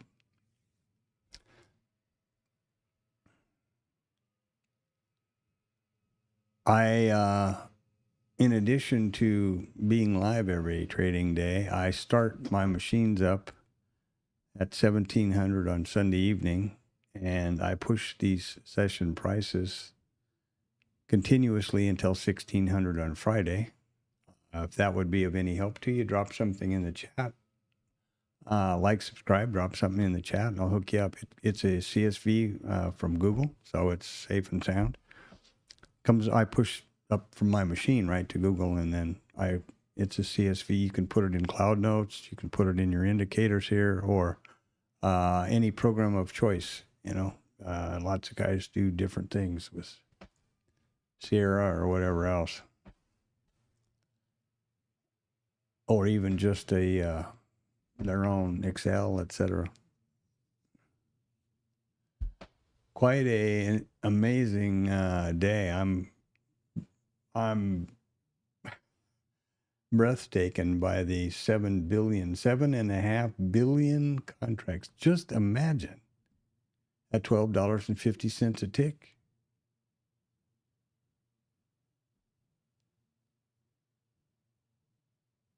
Holy crap! That's. I don't know how to say those big numbers. That's $800 billion a tick. Can that be true? Hi, Screedle. Good morning. Hey, well, you're going to talk to Mom. Never mind. Yeah, so it's, wow, 2 minutes here. So let me give you my typical pitch for the end of the day. That is not a pitch, but it's the truth. It's advice from the old guy, from Boomer. It's a boomerism. The most important piece of equipment you have in your trading office and to your trading is sitting on your side of the monitor. You need to be real aware of that and take that on board. All the money we spend on monitors and software and indicators and mentors and blah, blah, blah, blah, blah is meaningless in the grand scheme of things. Your eyes take in all of that data, your brain processes all of that data, and you use that to make financial decisions for you and your family. If either one of those two, talk about the weak link in the chain, if either of those two fail for any reason, you could just take a bulldozer or the dumpster and throw all your crap in it, all your equipment in it, and all your hopes and dreams, because that's exactly what you're going to get. So you need to be fit. You need to be well rested. You need to be well hydrated. If you walk into the office and you're on emotional tilt for whatever reason, throw your mouse in the garbage can that day. Your primary directive as a trader is to manage your risk and be able to trade tomorrow. And it's so important. Your health and you are so important. Be fit. Do something to work out. Take a break throughout the day, every hour or so, and get outside. Best is to get outside, get some natural light, and soft focus off on the horizon somewhere. Staring at these screens all day is horrible on your eyes. Another thing to take on board is, and we've already closed, right there is 1,500. Another thing that's really important to take on board is, this is probably one of the most competitive sports, jobs, businesses, environments that exist. Stop and think about it. How serious do you suppose the other side of your trades takes a $5.7 trillion day? Those traders that come into the higher time frame offices are some of the highest, young PhDs in physics, fit. They're supported with cubic money, equipment, and their one job, remember, it's a zero-sum game. We talked about that earlier. For every time you sell, somebody's on the other side buying. All these people selling, somebody's on the other side of every one of those contracts. And when those institutional people come in, they don't care who you are or where your stops are or anything else. They care about one thing. They want to be on the winning side of all of those trades. However they can achieve that. And I suppose there's a lot of nefarious things they get up to, but you need to be aware of the fact that you better be on your A game plus when you sit down at your desk. So there you go. That's my speech for the day. That's the boomerism. It's 15:02 Central Standard Time. And I will be typing and talking to you at 0800 Monday morning. To quote Tennessee Ernie Ford, if you don't know who that is, Google it. If the good Lord's willing and the creek don't rise, I'll see you at 8 o'clock in the morning on Monday. 50s, I suppose. So have a good one. No trades for me today, but boy, a lot of action.